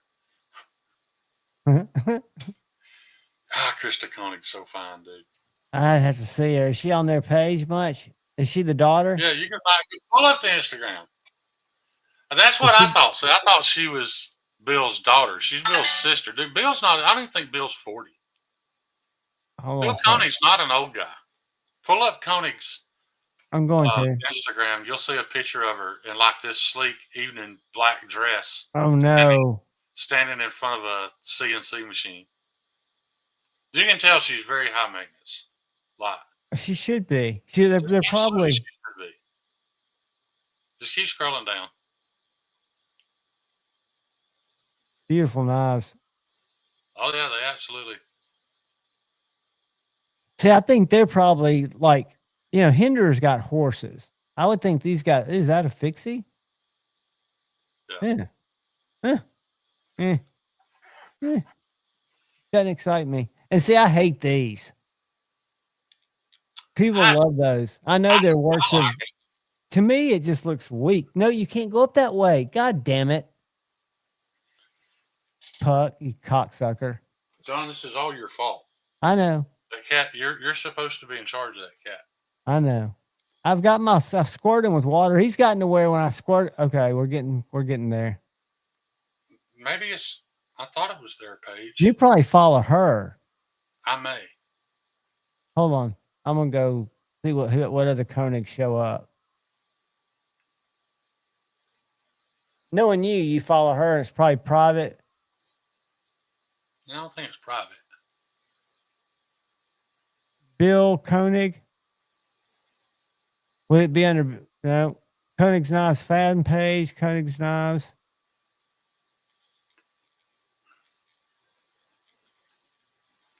That's the only place I could think it would be.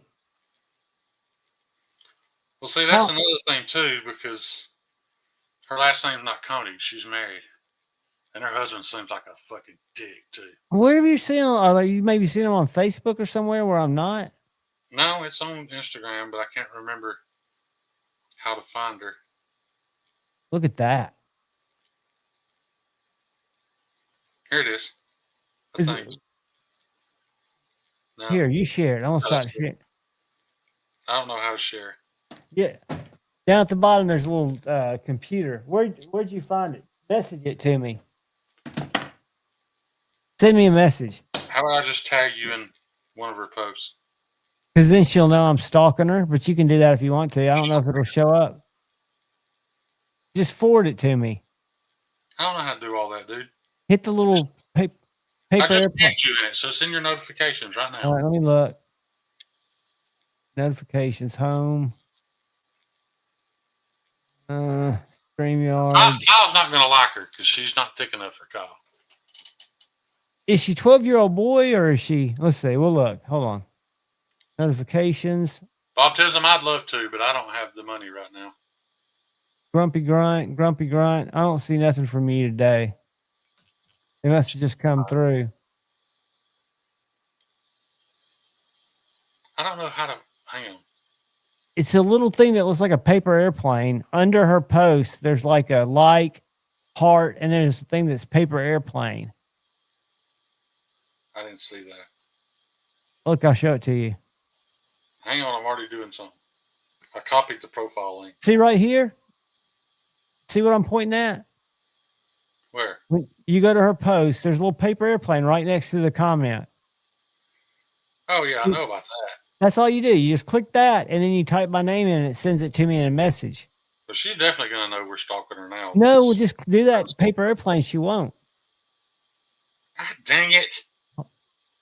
Oh, hold on. You did it. I got it. I got it. It's Christus. Ooh. Yeah, look at that top picture. Is it sharing? Are y'all seeing it? Yeah, Sharon. All right, let me go back to it where I can see it. Literally the only female I've ever encountered in my entire life that I walked up to, and I asked a question, and everybody was busy, so she stood up and stepped up to the counter to answer me.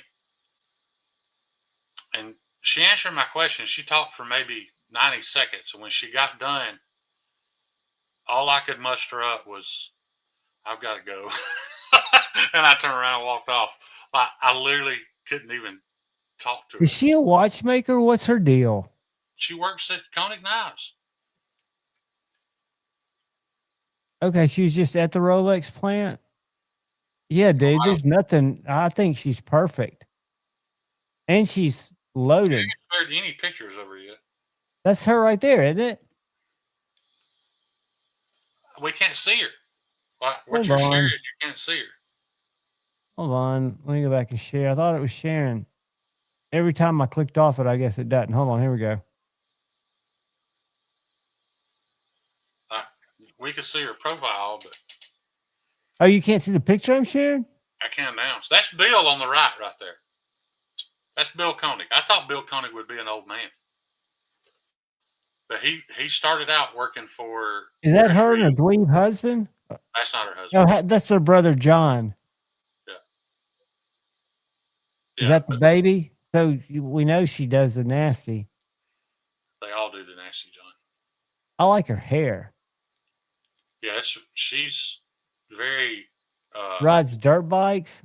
She's very well put together. How many followers does she got? She always looks like she's ready for a fancy dinner. I'll follow her. Against my better judgment.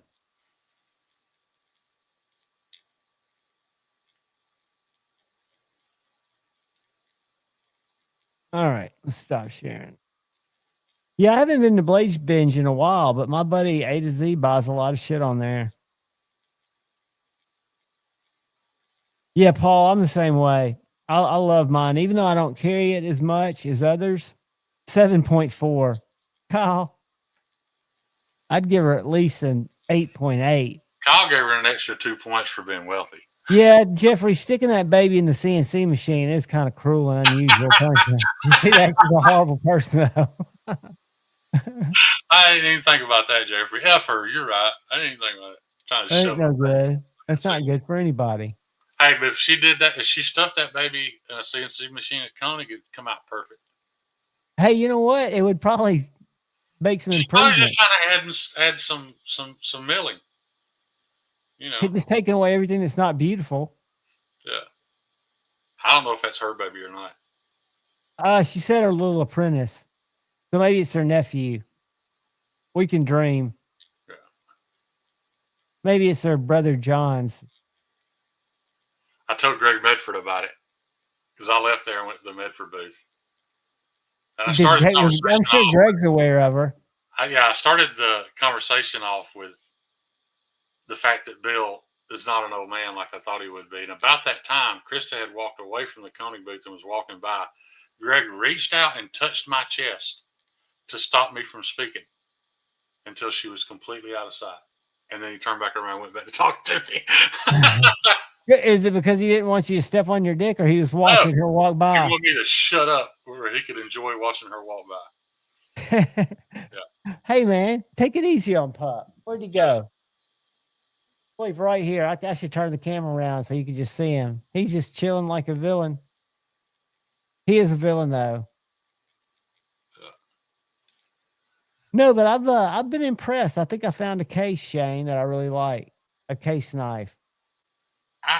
I could own a case, but it'd be a sod buster, and I have no reason to own a sod buster now because I have a bull buster. So yeah, that's true. Yeah, somebody bought. Ain't nothing worse than a slippery baby, Jeffrey. The stippling to make it easier to hold on to. Yeah. Oh, that's funny. That's funny to be shady. I'll put it this way. I bet her husband's really good at golf. If that I bet he's good at yes, dear. He needs to be. No, I doubt it. He. Have you met him before? You said he was. He just. I don't know how to explain it, man. He just comes across as a little bit cocky. Just kind of like he's got a hot wife and he's loaded because he's related to a Koenig. Yeah, I mean, it sounds like he might be in the mafia too. What was her last name? I had to go away from there. Gonzavna? Oh no, was yours kicking that hard? Oh, and damn near broke your thumb the same day. Oh, dude, you'll enjoy playing with it when you do. I think we're talking separate incidents. I don't think the ABW broke his thumb. I mean, who wouldn't want to work in that machine shop? She's gorgeous, dude. I mean, she's just like she's purdy.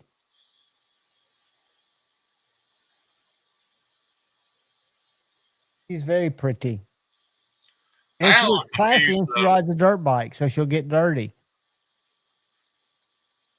They shoot guns, and yeah, they're all Americans. I am a little confused though about this recent obsession with Sydney Sweeney, and I get it because almost everybody she's an industry plant, dude, or boob guys. But I'll tell you right now, dude, Sydney Sweeney is not even on the same level as Rachel. Maroni, I hate to hear that, buddy. Not even on the same level as Rachel Cook. Rachel Cook is probably the hottest chick on the planet. I don't even know Rachel Cook, but we're going to look at her. Hold on. But Rachel Cook.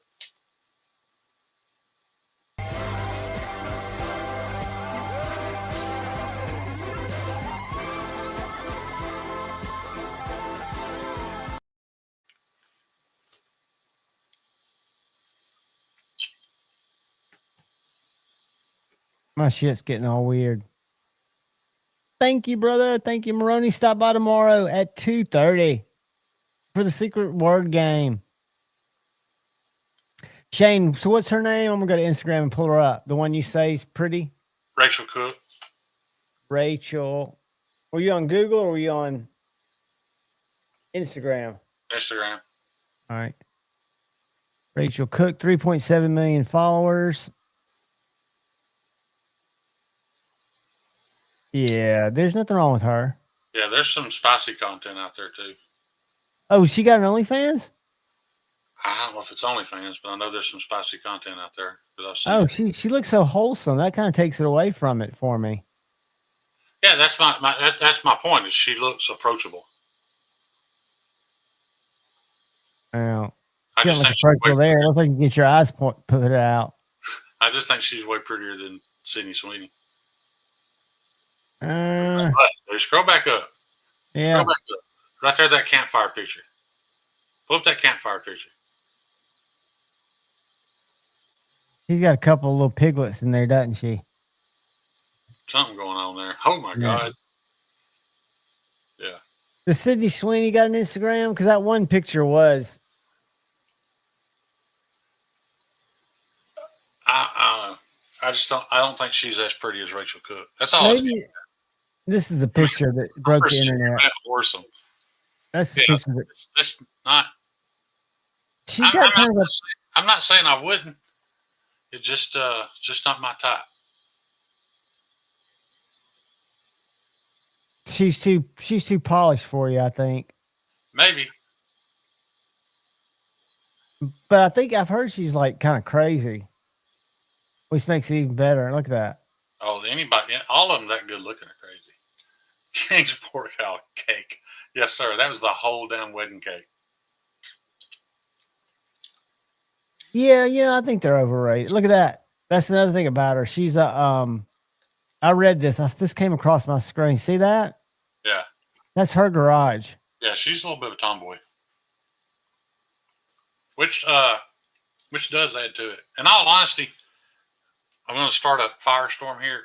The boobs are too big for me. It's just too big. Well, with your little dime nipples, it doesn't surprise me that you'd be intimidated by that. In all honesty, Rachel Cook's are a little too big. But I just think she's prettier in the face. Well, any more than a handful's a waist.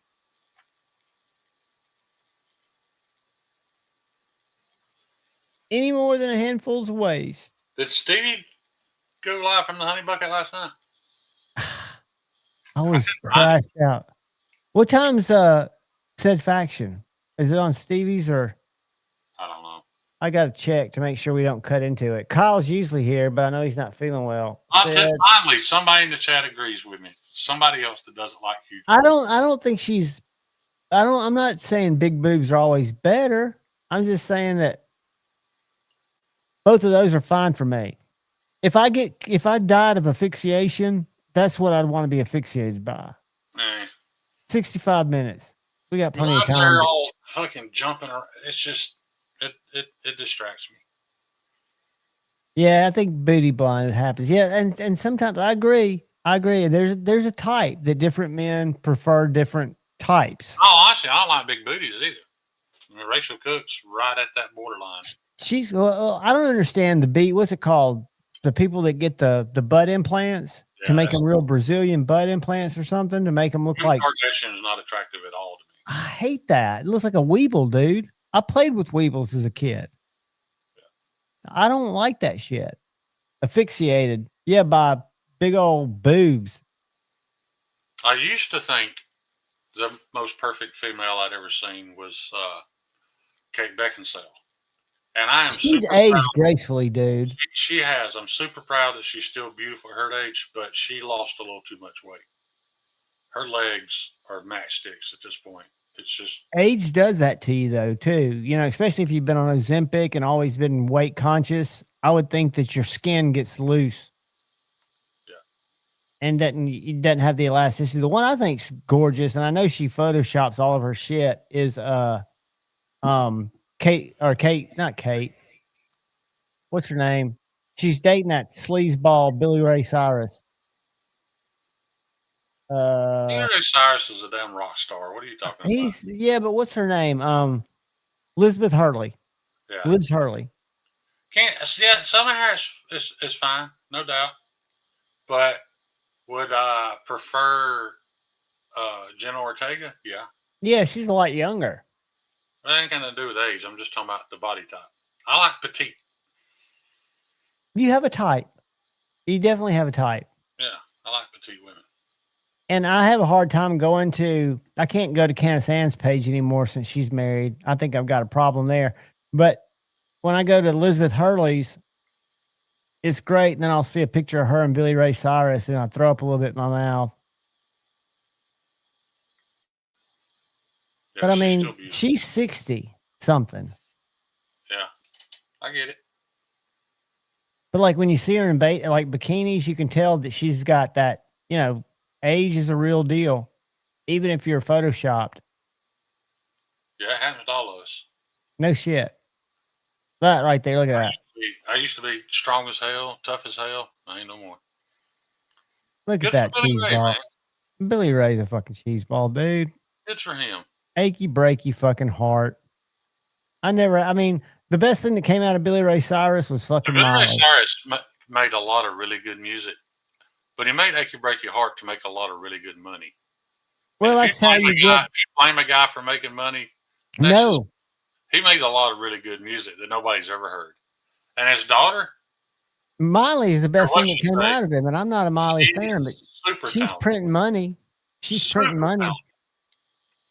Yeah, Miley's more my body type. In all honesty, I agree. King's Portal. She should not be with Cyrus. Bad influence all the way around. Trollop. Jeffrey Dawson's an elbow guy. Y'all remember when I took that picture of my elbow skin and posted on Instagram and everybody thought it was my ball sack? Did Instagram think it was? Yeah. Did they flag it? All my shit's been flagged. I quit looking. Jennifer Connelly, beauty. Natural beauty. She is, but she was second to the chick from Fast Times at Ridgemont High, Phoebe Cates. That was perfect. Maybe that's what happened. Maybe Phoebe Cates ruined it for a lot of it. And she did not age gracefully. No, neither did who was that blonde-headed chick in Jackie Brown? Fonda. The Fonda chick. Jane? No. Oh, Bridget Fonda. Yeah, have you seen her recently? No. Hang on, let me pull it up. Is it horrific? Here, check this out. Here's Phoebe. Don't search it. I want to show you the picture. I'm looking at Phoebe.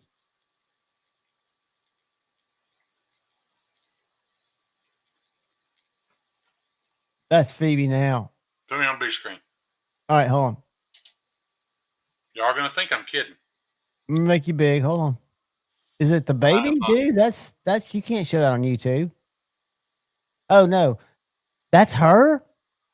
100%. Wow, dude. Now, just we're not shaming her, but wow. Yeah, I mean, age happens. Age does happen. Just so you remember. But that's also, there's a lot to be said about, I don't know, man. Genes, maybe. I don't know. This was her and Jackie Brown. Ooh, Jackie Brown. Yeah, she lives a quiet life now. She got married and didn't want nothing to do with that Hollywood lifestyle. Man, I think there's a lot of married the whole time. Kathy Ireland was a great one. Kyle's pulling up the Wonder Years. Yeah. Do you remember Kathy Ireland, Shane? I do. Yeah. Well, let me tell you something. I'm pretty sure when, after so much of being sexualized, some women just, they revolt from it and go the other way. I think there's some serious darkness in Hollywood too. Absolutely, dude. For these people that do things that they probably at the time think's the thing to do, and then they get caught in a cycle. When De Niro killed her and Jackie Brown, that ruined that whole movie for me. I thought, what an idiot. Yeah, Madonna's a different story though, Joe. She should have just aged and been done with it. She looks like a fucking alien. You know who I'm not a fan of their looks, but I'm proud of them for aging pretty naturally is Stevie Nicks. Dude, I can watch that performance of Stevie Nicks and that her lead guitar player singing back and forth to each other. Oh, the recent one where she touches him on the shoulders? No, it's an older one. It's when she first found out he had cheated on her. Oh yeah. God, man, that's so dude. They play it now. There's a version of it now where they sit there or it was the tour before. I guess he didn't. They fired him. At the same time, you can't feel sorry for her because that's been industry known. Oh, dude, and she dated Joe Walsh. She dated a bunch of people. Yeah, she dated a bunch of people too. But they do it more recently. And I wasn't gonna bring it up because I knew people would give me a hard time about being weirdo. But keep in mind, Springs. We were young then. No, I'm talking about when he said Wendy from the Wonder Years. Yeah. Winnie. I wonder what Winnie looks like now. She was gorgeous back She's then. beautiful. But she's like a brain surgeon or something now. Yeah, she's the one that went the education route, right? Yeah, she's still. Last I saw her, she was still really pretty. Yeah, Joe Walsh. Who's the other guy? Was it Jackson Brown? I forget. Yeah, I always like that meme that when people say, "I just want a woman." Hey, if you're gonna go with Madonna, it'd be like putting it in a hearse, brother. That meme of "I just want a woman to look at me like Stevie Nicks looks at Tom Petty." Poor pitiful. Poor pitiful. No. Oh, she's a mathematician. I don't know why I thought she did something. Yeah, I think you are right, King's Portal. Which is still very, very impressive. Yeah. Hey, bud. Probably the same thing. You know, there's no telling what what she suffered being a pretty young female in Hollywood back in the day. And even if they didn't suffer what they saw. Right. Yeah. See that hunting bastard behind me? me? What pisses me off, though, is that people have been talking about it for years. And nobody cared. Brad Pitt threatened to beat Harvey Weinstein to death if he ever said anything else. Came after Gwyneth. Yeah. And then, Corey Feldman has been, and I know Corey's a weirdo, but if you've been through all Corey's been through, you'd probably be a weirdo too. Corey Feldman's been telling people for decades that, that Hollywood and the music industry is full of pedophiles. But Corey, I think, did it wrong where he milked it for that punchline that was going to pay money. He could have said names. Charlie Sheen said names. He's called himself out basically now. Yeah. However, have you watched any of his interviews recently? Corey Feldman the entire time was telling everybody that the claims against Michael Jackson were all fabricated lies. Yeah. Again, we ignored him, believed all that, and now all those kids have come out and said, none of that shit ever happened. Our parents told us to say it because they wanted to get big checks.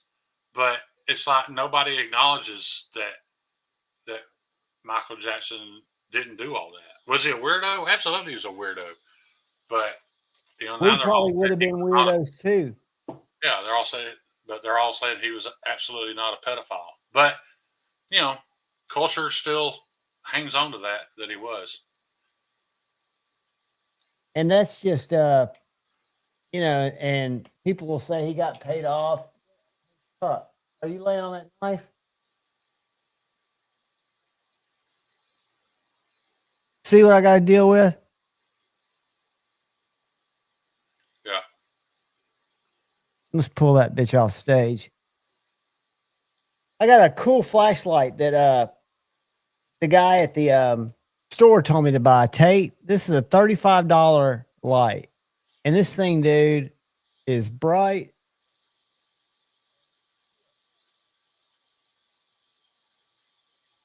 Oh, baptism, I get it, dude. I had a horrible childhood. But I don't see my...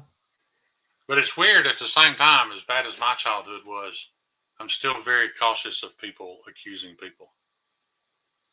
Like, yeah, you don't want anybody to get falsely accused. No. Nobody deserves that. Because it did mess me up. There ain't no doubt about it. You don't live a normal life after all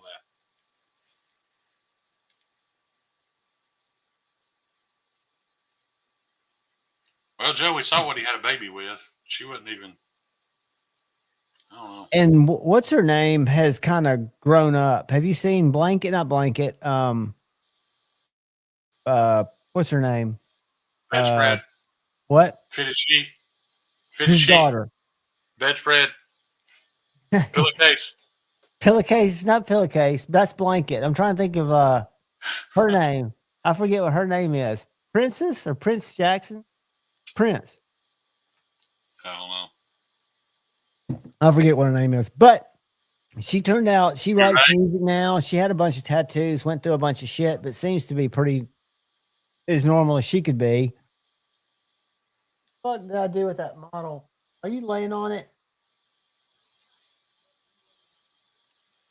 Yeah, I see all these cases on TV now, man, of all these female teachers doing things with younger students, and it just it drives me crazy that people are like, well, he's not a victim. He's not a victim. He's lucky. It's not the same, but it definitely ruins your perception of love and intimacy and all that. That's why I'm the heathen that I am. I totally agree with that. It's taking a position of power and abusing it, right? And abusing trust and abusing all kinds of shit that shouldn't be abused. Paris is her name. He said. Paris is exactly right. Paris Jackson. Have you seen her lately? I'm gonna pull her up real quick. I don't think I've ever seen either one of his kids. Well, she's pretty public now. Paris Jackson.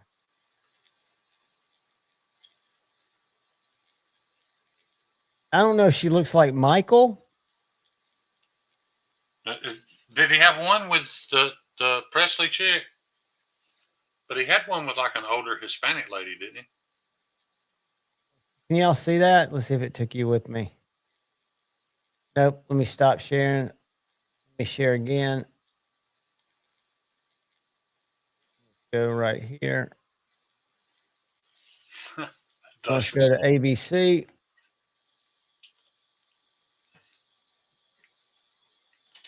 Speaking of bedwear, I bought a pillow top for my mattress. It's the best $35 I've ever spent. Well, dude, aren't you getting cultured? Yeah. I think she's on Ozempic. She looks like she's losing too much weight, but can you see her in those little pictures when I just share this? Yeah, I mean, Joe, they're not near as scarred and physically harmed as female victims are, but it messes you up for sure. I can see some resemblance there. I see some resemblance. Yeah. She could have gone to the same doctor, but and we all make fun of him and how weird he got. But man, there's no telling what that dude went through. He was a child star. Dude, he had to go through some shit. His dad made him perform. Outside of the abusive dad, there's no telling. There's no telling who all was touching that kid when he was. Hilltop is also Shane's nickname downtown Birmingham. Why do you think I don't want to be there Wednesday night? Hey, how close are you to Ryan in Birmingham? I don't know where Ryan lives. He don't trust me enough to invite me to his home.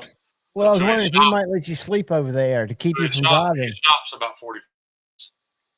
No, I ain't gonna sleep there. I'll just drive home. It's only an hour. Yeah, but it's dark. Yeah. that was Kyle. That was one of your better ones, dude. That was very original. It is a sick, sad world, be shady. And that's why I wasn't near strict enough on my kids, but my kids were safe. They were always safe. They had me and Meathead and a couple other really good friends of mine always around them. They were always at home. Their friends came there and hung out. I made sure my kids were safe.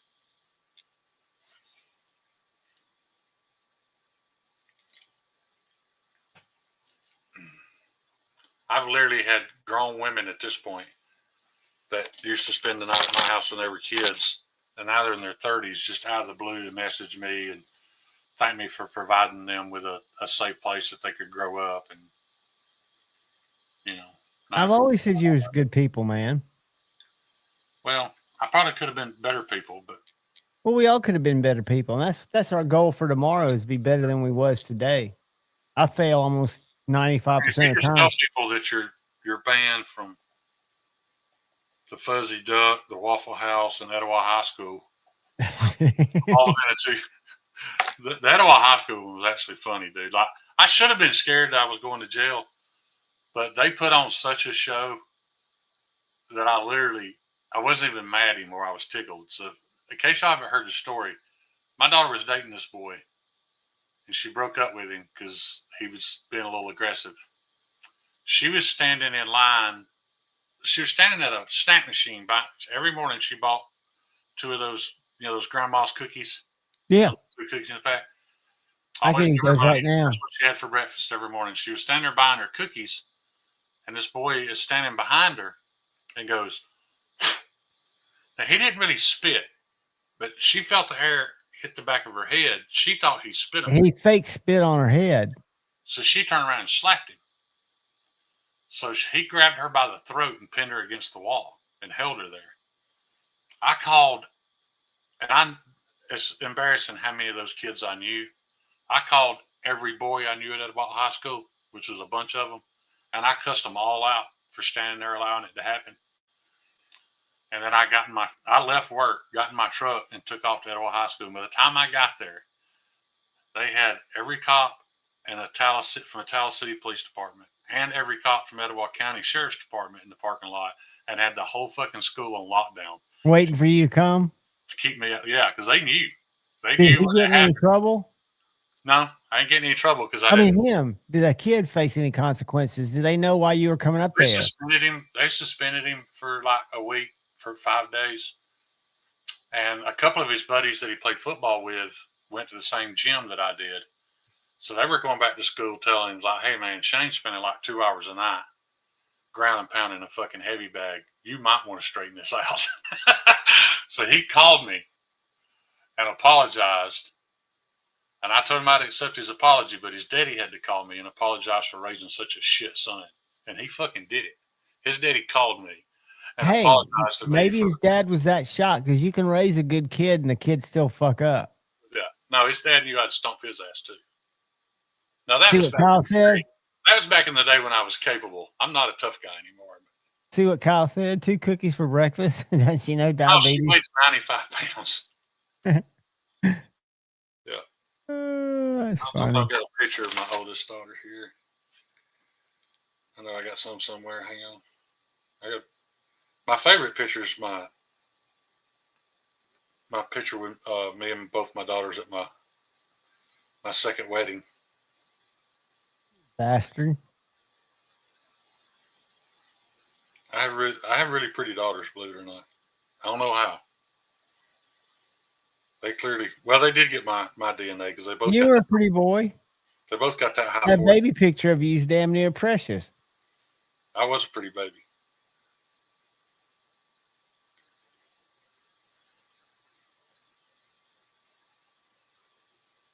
Better hurry up and find it. This is one of my favorite pictures. This is me and my mama. Let me make you big. Drunk at Chili's. We both drunk as shit. Drinking margaritas, eating ribs. Yeah. I love it, dude. She's such a good woman, man. About once a year, she wants me to take her to Chili's and drink margaritas. I hope you do. I do. Yeah. You gotta enjoy those times. It's all we can do to get her back in the house. She gets hammered. Oh, dude, yeah. Yeah, nobody rocked a denim cowboy hat like little Shane. I agree, Kyle. That's right. She's got a crush on the bartender, Jimmy, who's way younger than her. Used to be a customer of hers, and she don't work that store anymore, so she don't get to see him. But he used to come in every morning to say hey to her. So now, that's the only time she gets to see him is when we go to Chili's once a year. So, and I'm telling you, Jimmy puts probably about that much tequila in the glass and about that much margarita mix. He just gets her hammered, then has to help me get her in the car. That's funny. Yeah. She loves Jimmy. I can't even go in there without her. If I go in there without her, he'll call her. Joe Isabella, that's funny. I can picture you, buddy. Like a midget version of Don Rickles. That's hilarious, dude. Yeah, no doubt. You gotta fucking.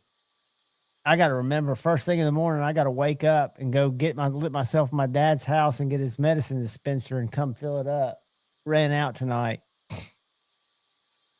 and I didn't have time to go back there. This was me about the time of the high school incident. That's a big boy. Oh yeah, you look intimidating too. You look kind of thug. You look like you could hurt somebody. That was our shop, our tattoo shop. We did a calendar every year, and that was the calendar cover. Well, maybe I don't have those pictures anymore. I don't know where they went. You know where you and Ryan came to the cemetery to my house? Last time I came to your house, it took me to the cemetery too. Yep. There's a cop coming up that way right now with his spotlight out. Because you're not supposed to be in there at night. I guess they got a call that somebody was over there. I finished my driving school right at the nick of time, right before my live stream Tuesday night. I had to be done by midnight Tuesday, and I finished about 8:15 after taking like a There's 80 me and Mayhead. Mayhead's drunk and probably got at least tweaking. Look at you.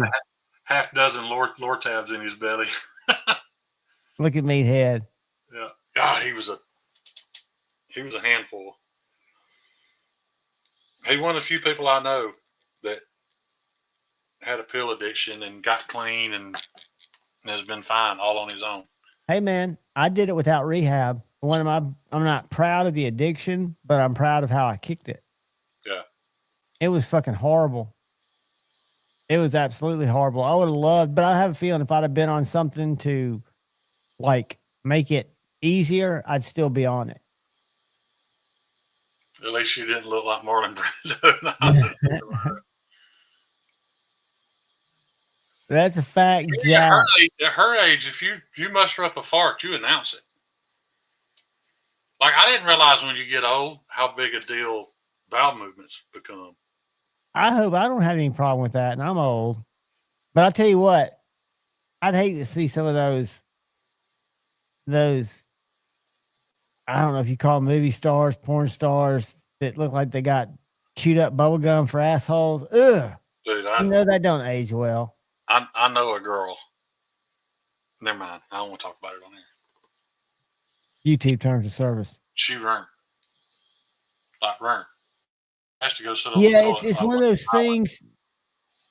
I was in a situation where, because I worked all through mine, I was a professional pillhead, but I got in a situation where I could no longer sustain it. I had two people that I'd procure from, and it just got to the point where it'd been 4 years where I consciously knew that I was a prisoner of it.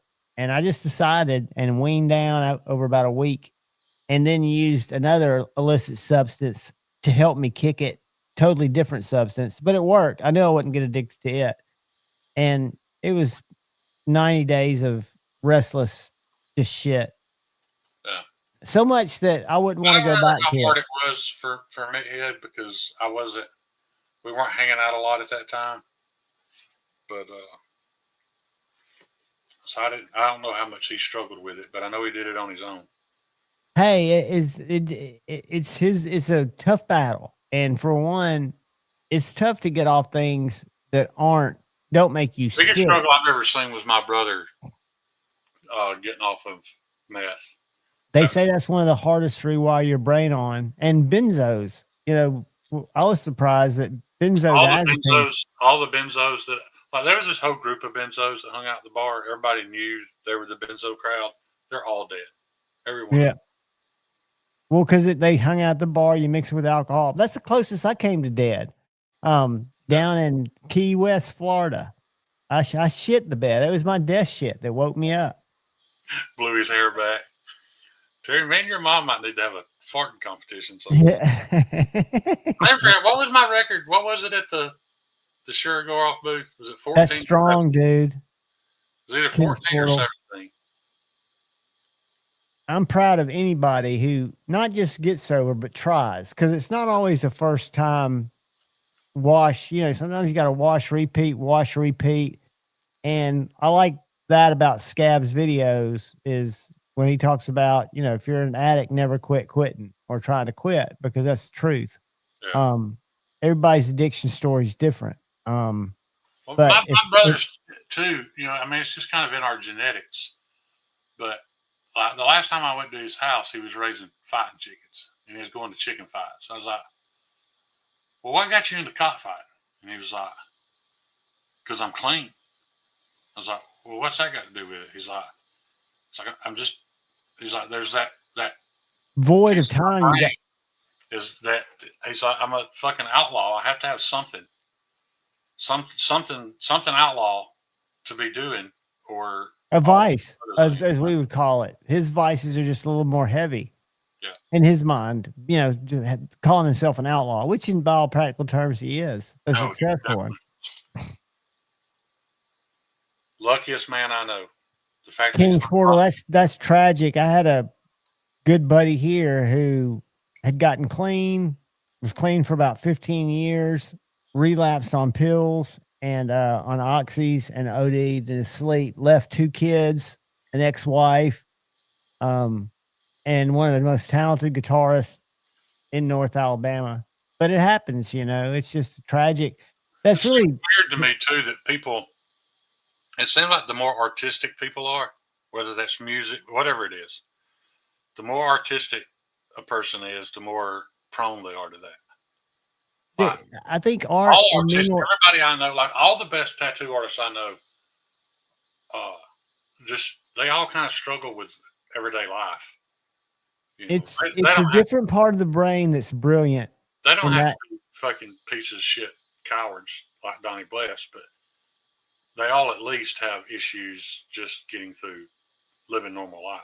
Yeah, it's interesting that you say that, but it's very, very, I think, prevalent through painters. If you look through history, your what was the guy that cut his ear off, Vincent van Gogh?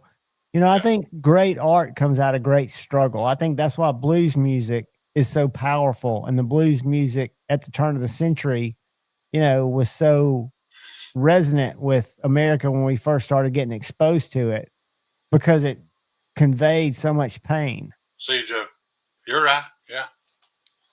And I think people like Clapton say they chased addiction to try to find out what that true blues struggle was like. That's why I've not been surprised at all of all the media attention that Zach Bryan's getting. You can't sing with that much pain in your voice and that much passion if there's not something wrong with you. No, you're right. Wrong with that guy. He has some emotional issues, no doubt. You're absolutely right. And we get the benefit from that by listening to the beautiful music he makes, but he definitely has some. He definitely has some issues. I can handle blues, Terry, but I've just never been able to. 2 things I can't listen to is freeform jazz and jam bands. I get bored really quick. Man, there's some great music, but it's all. I can listen to somebody sing a cappella. Music is so subjective. Music is so subjective to the ear. I just think it registers different in everybody's head. It does, just like art registers different in everybody's mind's eye, right? Right. You can see a painting and go, "That's pretty," and somebody goes, "That's $75,000," and people line up to pay $75,000, and you wouldn't give 75 for it, but you think it's pretty. It's just. What was it that banana peel sold for? Oh God, a couple million. Yeah, but that wasn't. I don't think that had anything to do with art or people's impression of it. That was just I don't know. Did you see the Bansky that sold at auction? I don't know if it was a scam or not, but that after it sold, it shredded itself. For what? The Bansky. You know who Bansky is? The Bansky shredded painting. Let me see if I can find a video on this. Bansky's a street artist that has been painting stuff all around. And let's see, Inside Edition will probably flag me. Let me see. I'm trying to find it where I can not get flagged. I'm going to show y'all something. But Bansky did a lot of nobody knows his true identity, but he paints on the street. He paints everywhere. People want his art. Well, he did an auction and sold a piece of art for $25 million. And this is what happened when the auction was over. Let's see if this short shows it. I don't think Zach Bryan is country music, though. Zach Bryan's Americana. Watch this. He's kind of in that same ballpark with Bruce Springsteen. Hold on. I got to get it to play the sound. Where's my sound button? I forget where it is. Anyway, all right. So this. Play, you bitch. Hold on. That's. All right. Let me go this way. Terry sent me a video Watch this. Watch this auction real quick. All right. So that went for Sotheby's for over $1 million. Seconds after, watch this.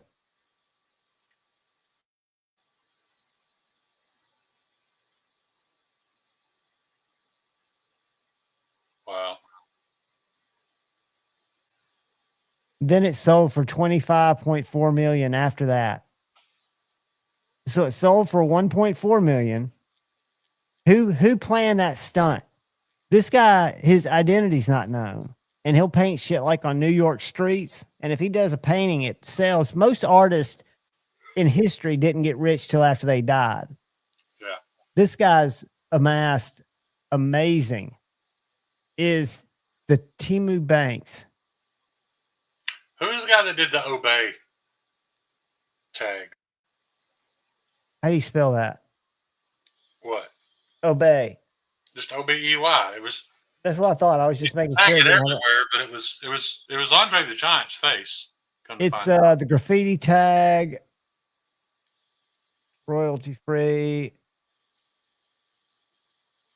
Andre the Giant. Yeah, come to find out, there's a face and it just says Obey. It's black and white. Yeah, right. This one right here. Pencil. And come to find out, it was Andre the Giant's face. Yeah. That right there. Yeah. Yeah. Whoever it is that did that, they tagged that shit everywhere. I've never seen it. That's interesting. But it's some famous graffiti guy that did it. I'll tell you something else from somebody who uses AI to try to do. Jason Brown would have known. I know Jason Brown knew because we talked about it. He told graphic design. You have to have art in your brain to take good pictures and to create a flyer, a thumbnail. I don't care if you've got all the help in the world. My brain does not work that way. I can't. I just everything. It's weird to talk about even using an app that I use. How much I struggle with a thumbnail. And my thumbnails are basic bitch thumbnails. I think the Obey thing, if I'm not mistaken, there's a whole documentary on it.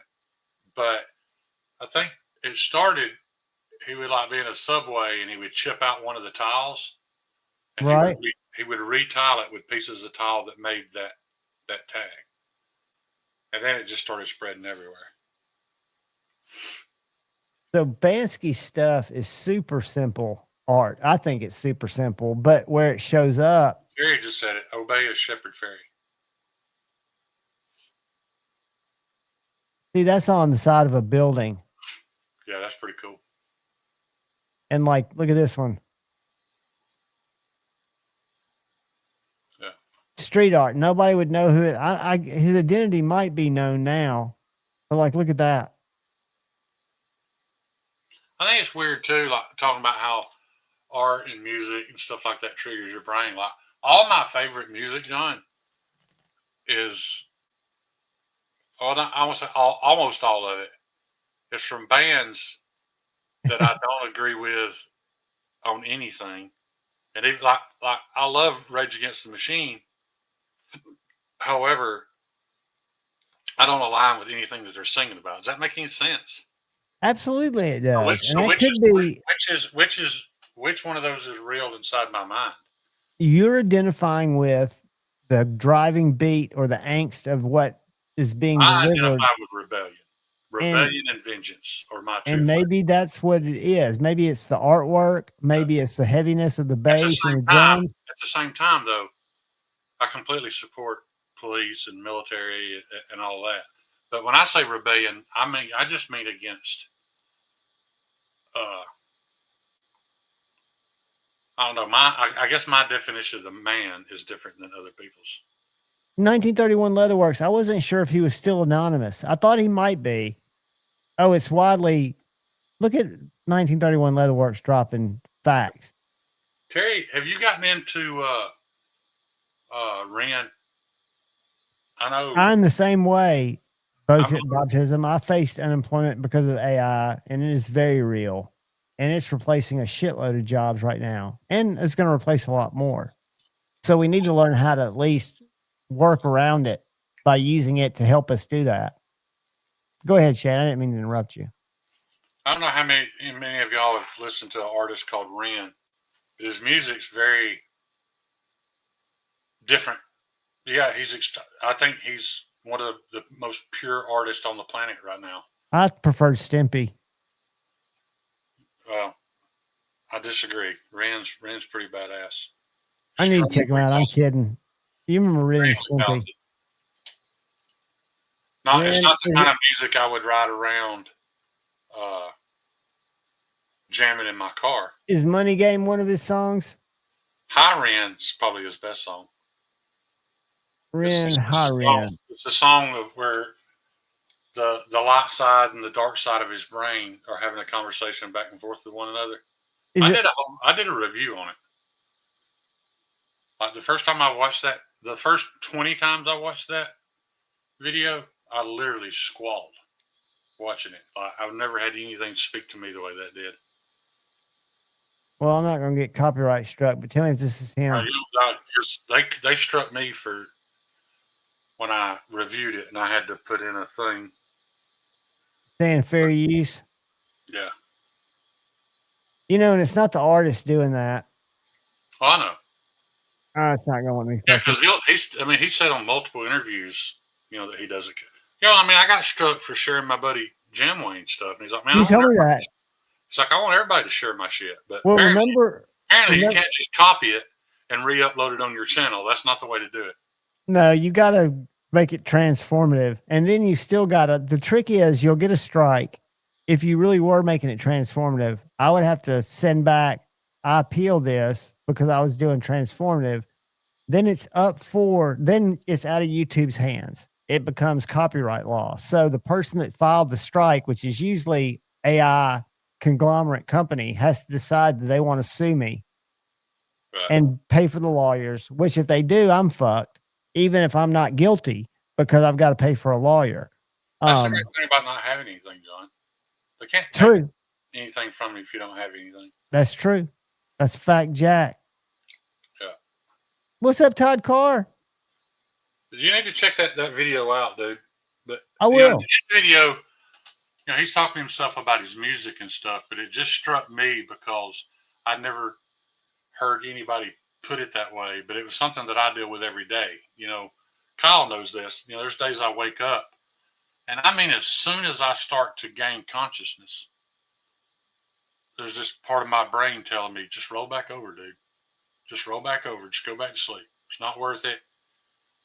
Nothing good can come from this. Just go back to sleep. You'll be better if you just sleep through it. I find that every day. Kyle, I checked the box on this that I used AI on this Instagram post, but I know what box you're talking about. I ain't checking that box unless I get paid, playa.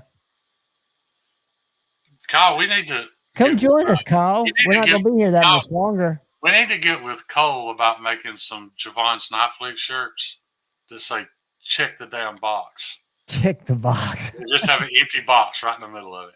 That needs to be Javon's Teespring shirt. You always do that to me. I am a shill. I'm trying not to shill. I'm shilling off a lot more stuff than shilling.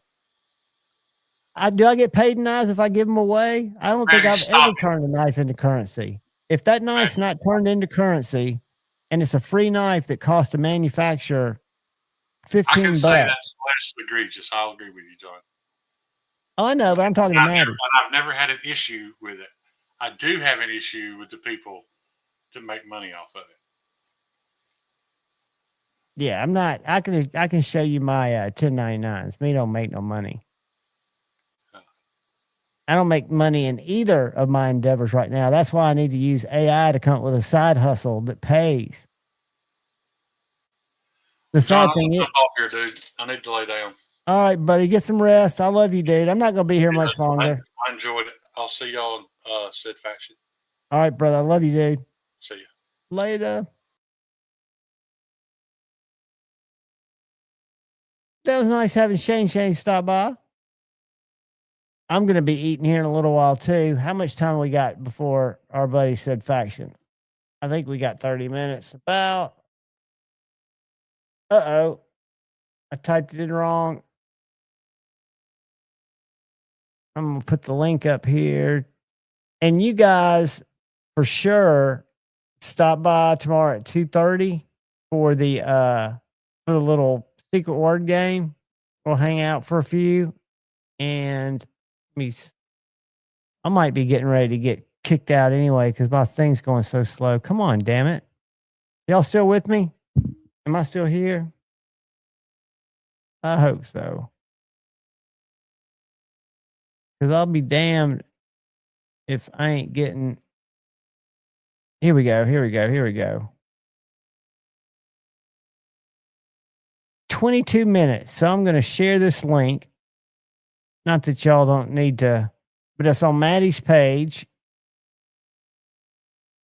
I was going to share the link. There we go. Bear with me, kids. Bear with me.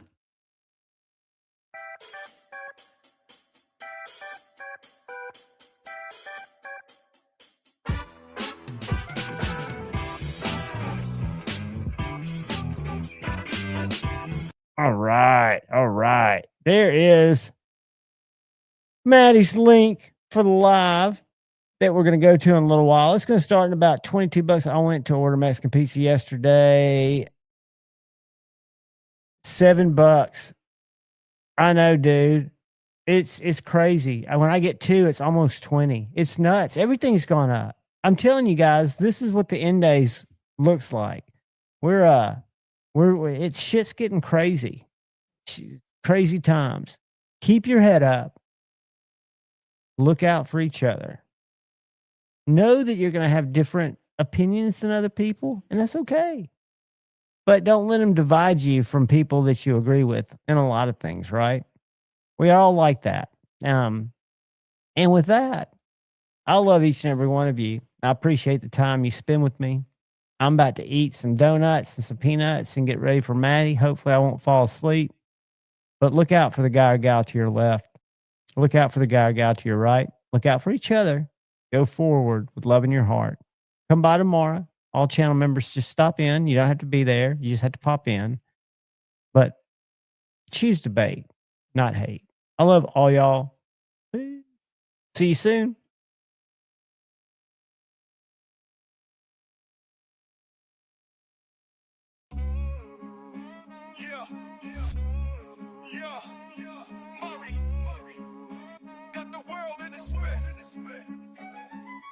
Blades in my hand, got the world in a spin. Javon's knife flicks, let the show begin.